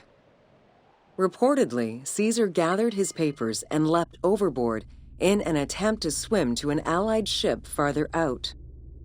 Historian Cassius Dio claimed that Caesar would have drowned if he hadn't been able to remove his purple garment. Still, he managed to swim the distance and survive. The Alexandrians recovered the cloak and used it as a trophy to commemorate the Roman debacle.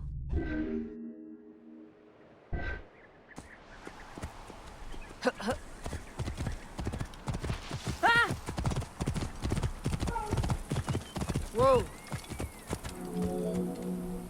Unhappy with Ganymedes and wanting their king restored, the Alexandrians approached Caesar with a compromise. Caesar agreed to release Ptolemy XIII after entreating him to spare the kingdom and remain loyal to Rome. Once freed, however, the king defied the agreement and continued the war.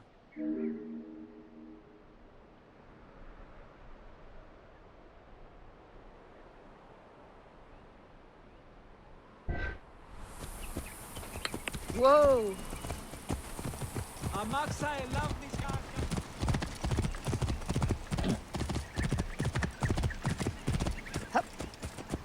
Whoa! By this time, a faithful ally of Caesar's, Mithridates, arrived in Egypt, clashing with Ptolemy's troops at Pelusium. Outnumbering the enemy, Mithridates secured the region between Pelusium and Alexandria. Ptolemy, warned of Caesar's ally marching on Alexandria, sent his troops to prevent passage over the river.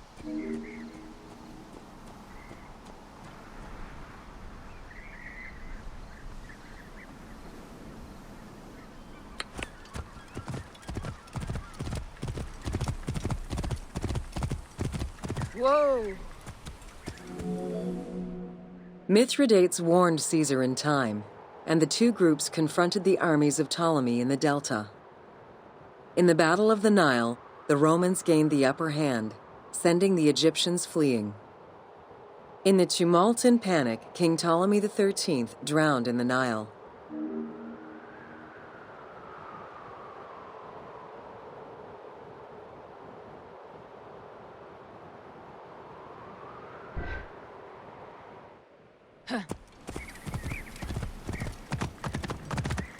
Whoa!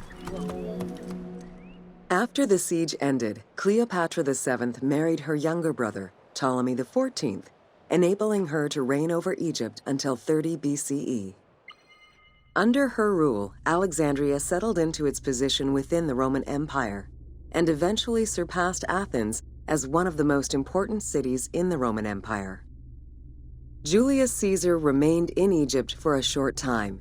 He and Cleopatra would later have a son named Caesarion.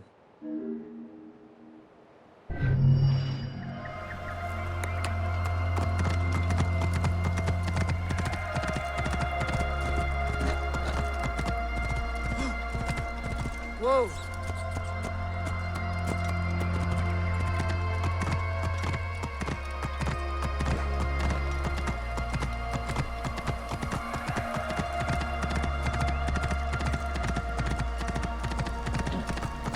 Whoa!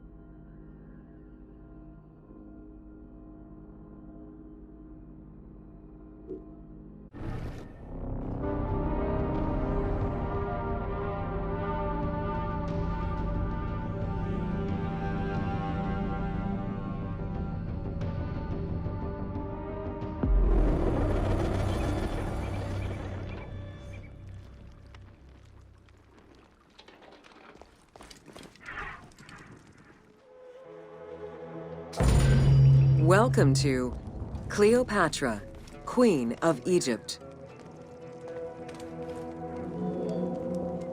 Cleopatra VII Theophilopator ascended the throne in 51 BCE at the age of 18.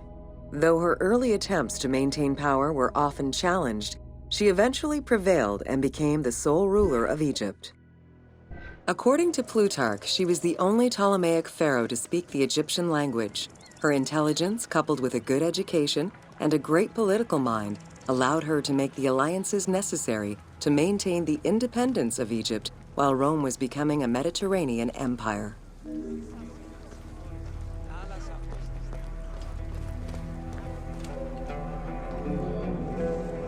It is important to understand that Cleopatra's knowledge of Egyptian language and keen understanding of the culture allowed her to make powerful ideological reference that resonated with ancient Egyptians. By associating herself with the goddess Isis, the Divine Mother, Great of Magic, and repository of divine essence, Cleopatra firmly established herself as the protector of the two lands and legitimized her place on the throne.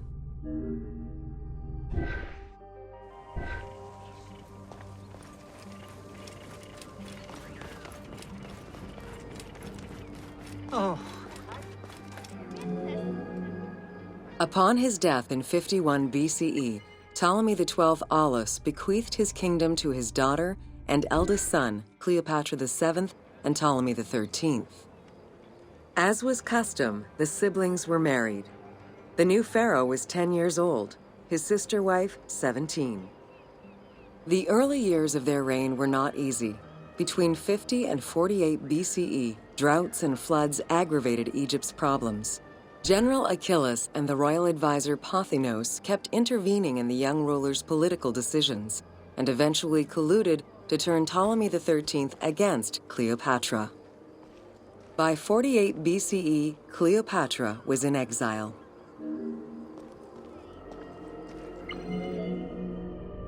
During Cleopatra's exile, the Roman Empire was not without its own internal conflict. Caesar and Pompey were at war with one another, and after his defeat in 48 BCE, Pompey fled to Alexandria in the hope of finding refuge. This turned out to be an unwise decision. Listening to his advisors, Ptolemy XIII elected to have Pompey assassinated, his head kept as a gift, in the hopes of acquiring Caesar's favor. This gambit backfired. Instead of earning approval, the murder of a Roman greatly angered Caesar.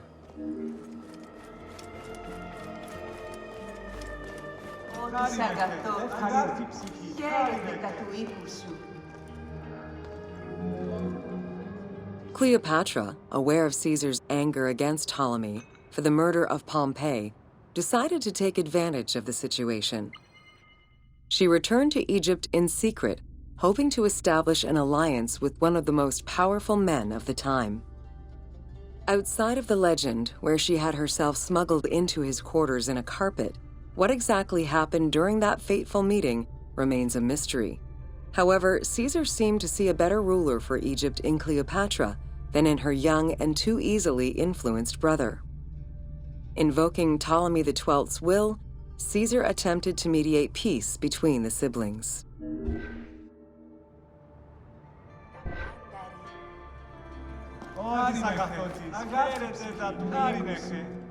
Ptolemy XIII was enraged by the turn of events, and his advisors were none too happy to see Cleopatra return.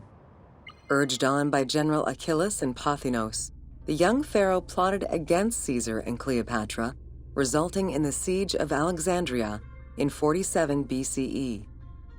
It was in March 47 BCE that Caesar defeated Ptolemy XIII's forces. The young pharaoh drowned in the Nile after having fled the battlefield. With her opponents dead or powerless, Cleopatra married her other much younger brother, Ptolemy XIV, and finally claimed the throne of Egypt for good. The end of the Alexandrian War also cemented the romantic and political alliance between Cleopatra and Caesar.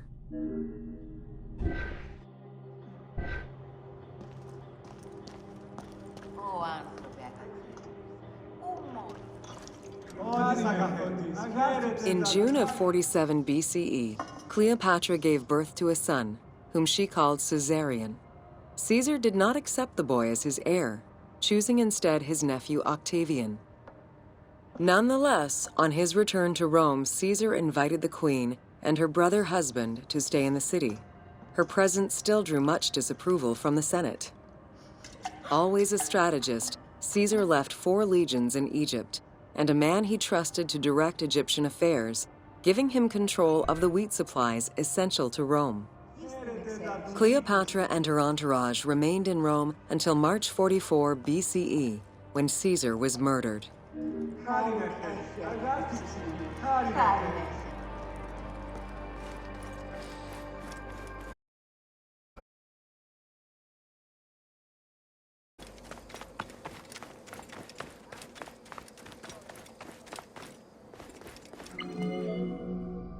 Caesar's most faithful ally, Mark Antony, often visited the Queen of Egypt during his stay in Rome.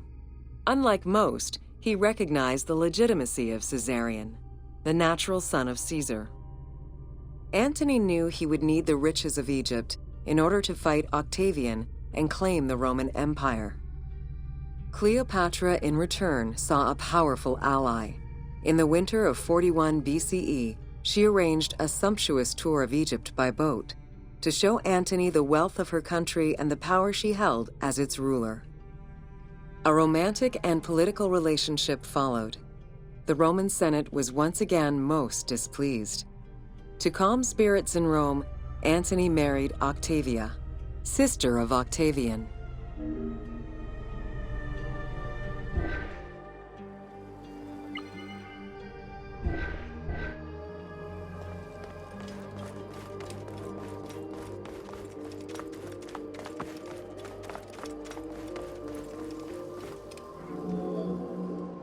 Despite his marriage to Octavia, Antony remained Cleopatra's lover, and she gave birth to their children.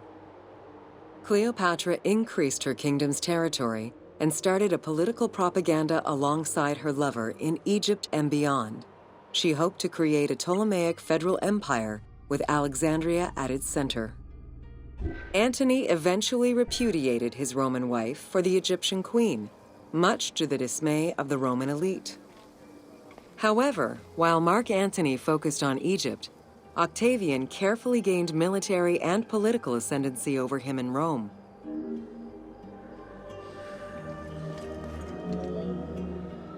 Octavian managed his own propaganda campaign and succeeded. The Roman people hated Mark Antony and Cleopatra. To avoid the censure still inherent in attacking a fellow Roman, Octavian simply declared war against Egypt. Rome's power still reigned supreme. The powerful Egyptian fleet, led by Cleopatra as well as Mark Antony's forces, were defeated in 31 BCE in Actium. Octavian arrived in Egypt in 30 BCE to formalize his victory.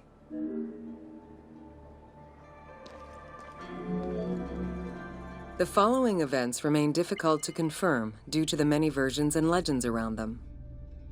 It is believed that after hearing a rumor about Cleopatra's suicide, Mark Antony committed suicide himself. He was brought to the queen as he slowly passed away. Knowing that Octavian would have her chained and paraded through Rome in defeat, Cleopatra planned her own suicide. She most likely killed herself with arsenic, though admittedly, the version where she uses an asp to deliver a fatal bite may be considered more dramatic. What happened to the body of Cleopatra is still a mystery.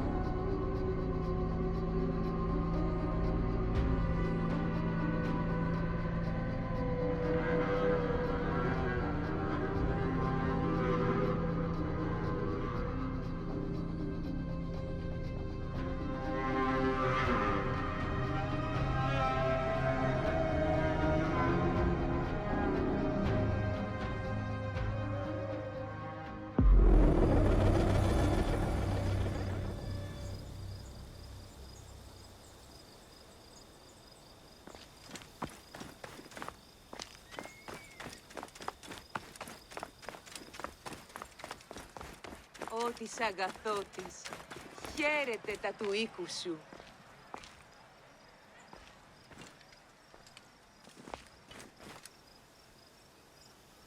Ουφ, επέρασεν. Εγλίτωσα.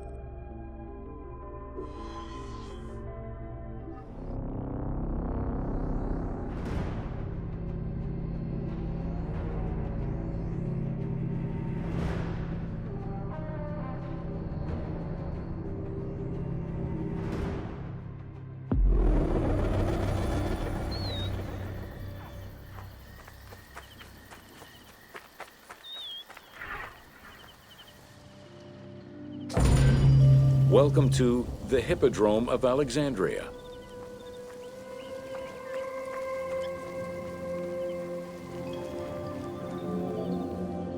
The main hippodrome of the city was called the Legeon, in honor of Lagos, the ancestor of the Ptolemies. Alexandrians were great lovers of horse racing. They were fascinated by the rivalry of these races, the agon, as it was said at that time, that every competition brought. It was a struggle for glory.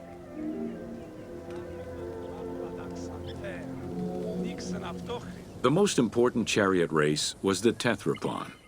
Using 4 horses with the quickest harness to the front right, the charioteer would race for 12 laps, with sharp turns at either end of the hippodrome. The victors were crowned with garlands of olive and received prize money, but the most sought-after reward was to be acclaimed by the works of poets, such as Callimachus and Pindar.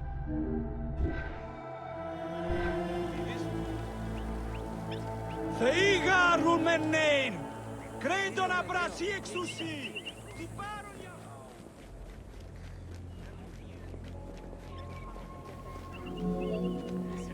Ye hymns that rule the lyre, what god, what hero, aye, and what man shall we loudly praise? Verily Zeus is the lord of Pisa, and Heracles established the Olympic festival, while Theron must be proclaimed by reason of his victorious chariot with its 4 horses. Theron, who is just in his regard for guests, and who is the bulwark of Akragas, the choicest flower of an auspicious line of sires, whose city towers on high, bringing wealth and glory to crown their native merits.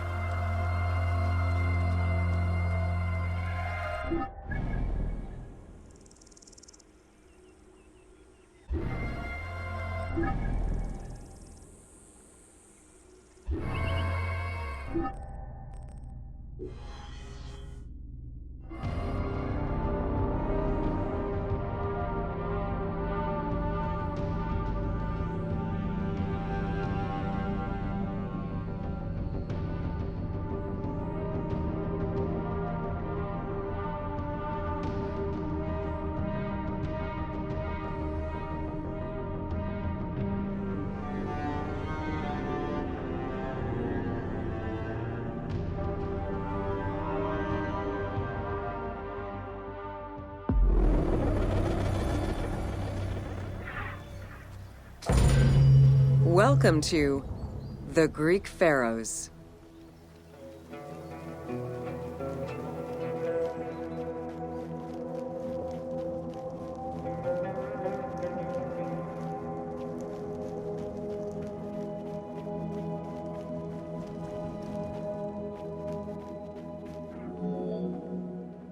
Pharaohs were considered divine incarnations of the gods. As an avatar of the gods living on Earth, the pharaoh's role was to preserve fundamental values and universal harmony by removing chaos, Izfet, and ensure that justice, Mot, prevailed. The pharaoh, by divine ancestry and through multiple offerings, was the bond that unites the world of men to the world of the gods and allows the maintenance of the cosmic order.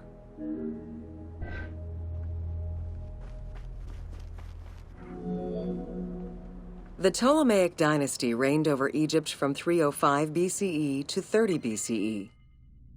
The dynasty was called the Ptolemies of the Lagids, in recognition of the founder of the dynasty, Ptolemy Lagos, a Greek general and close friend of Alexander the Great.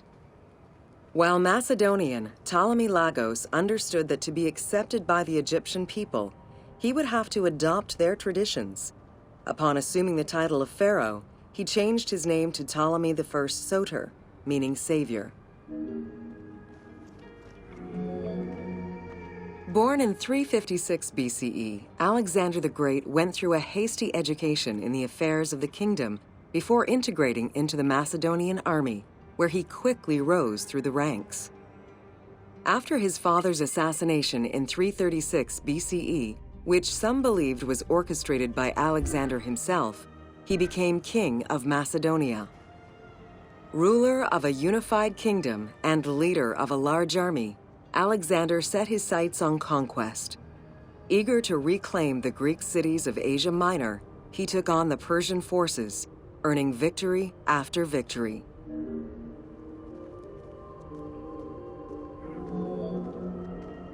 Ever victorious, Alexander the Great marched on, laying siege to city after city until he reached Egypt, where the Persians were defeated yet again. Viewed as a liberator by the Egyptian people, Alexander decided to become pharaoh in due form. He traveled to Thebes to make a sacrifice to Apis, then went to the oasis of Siwa, where he was proclaimed son of Amun. Officially pharaoh of Egypt, Alexander spent much of the winter there and founded the city of Alexandria. Perhaps not coincidentally, being pharaoh allowed Alexander to spread propaganda to prepare further conquests. He resumed his military campaigns in 331 BCE. On his deathbed in 323 BCE, Alexander the Great gifted the satrapy of Egypt to Ptolemy Lagos. Perfectly aware of the value of Egypt, Ptolemy ensured not only the stability of the country's borders, but also its economic and military development. At the same time, he worked with the Egyptian elite to maintain the internal order of the country. By 305 BCE, Ptolemy, well respected both in Egypt and at the head of the largest fleet of the Hellenistic world. Ptolemy officially took the title of Pharaoh of Egypt in January 304 BCE, on the anniversary of Alexander the Great's death.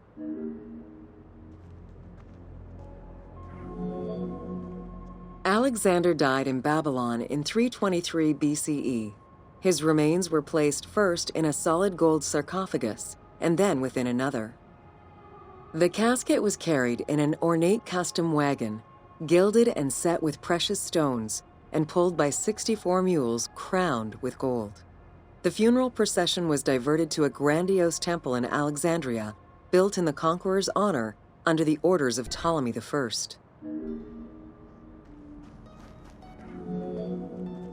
Julius Caesar visited Alexander's tomb at the capture of Alexandria, and the Roman Emperor Augustus reportedly placed flowers there.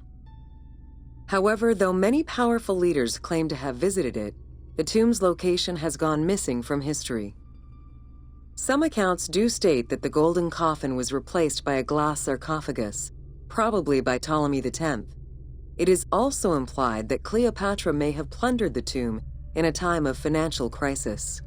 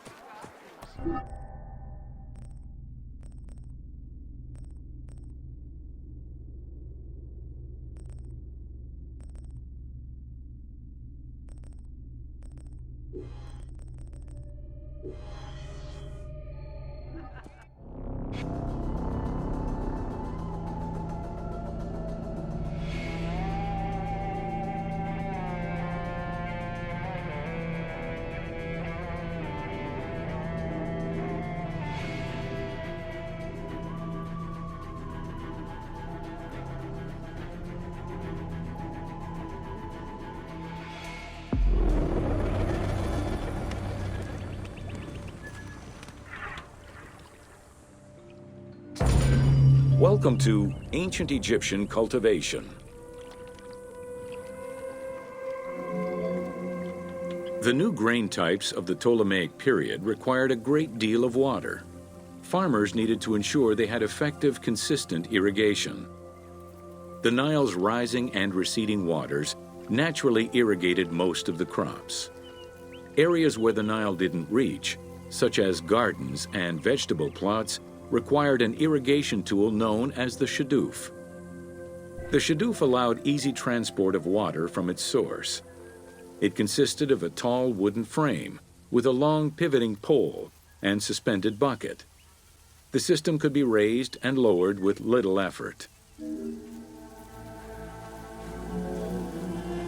Later, a sakya, or water wheel, was invented. The sakya needed animals to turn the wheel, which rotated buckets through the water.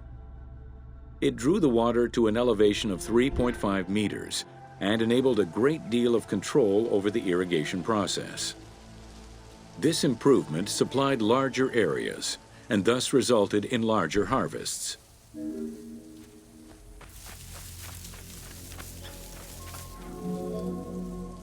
The threshing process separated the grain from its husk. Workers would spread the ears on clean ground. Oxen, cows, or donkeys were then guided back and forth to trample the grain. This continuous movement worked the grain loose while preventing the animals from eating it. Unwanted chaff and straw were swept away, or gathered and added to the mud used to make bricks, to make them stronger.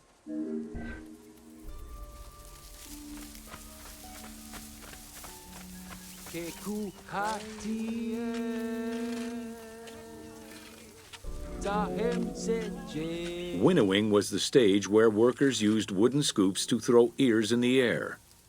The wind carried off the chaff, leaving the heavier seeds to fall to the ground.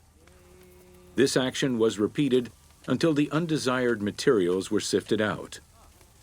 Grain waste, was mixed with manure or other organic substances to produce brick-shaped dung loaves that could be easily burned. A standardized brick size enabled Egyptians to mass-produce this byproduct and use it as a commodity.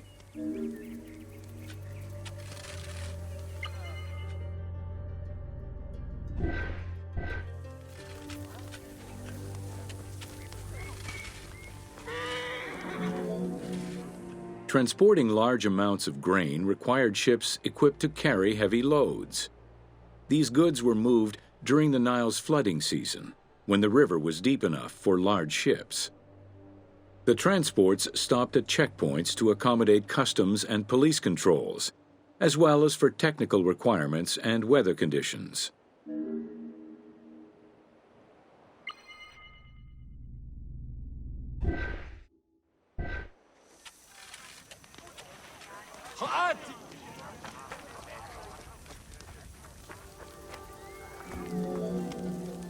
Having reached Alexandria's inner harbor, the wheat was unloaded under the supervision of a civil servant in charge of wheat management. Portions were distributed to Alexandria's city market, and the remaining stockpile was either exported or stored in warehouses.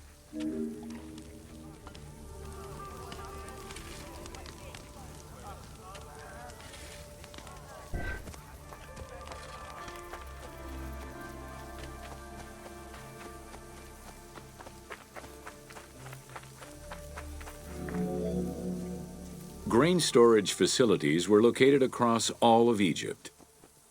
Temples and institutions had large silos, while individual houses had storage sheds. In some houses, arched cellars were built into the foundations. These watertight chambers were accessible from the ground floor through a trapdoor.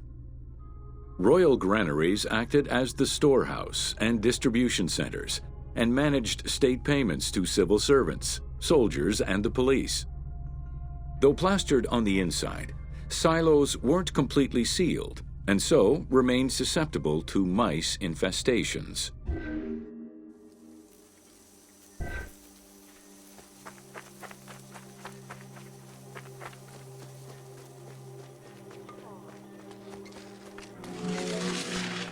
When the grain was ready for processing, it was poured into bowls and pounded into a coarse flour. That flour was then passed through a sieve to make it of finer quality and further ground between stones. Ancient Egyptians did not stock flour. Instead, fresh grain was portioned out each time to produce flour as it was needed.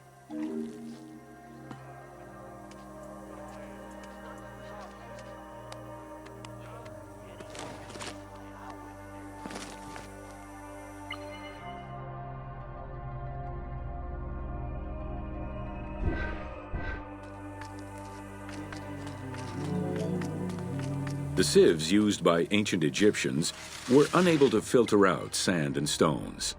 Grit often passed into the flour, causing long-term tooth abrasions among all classes of Egyptians.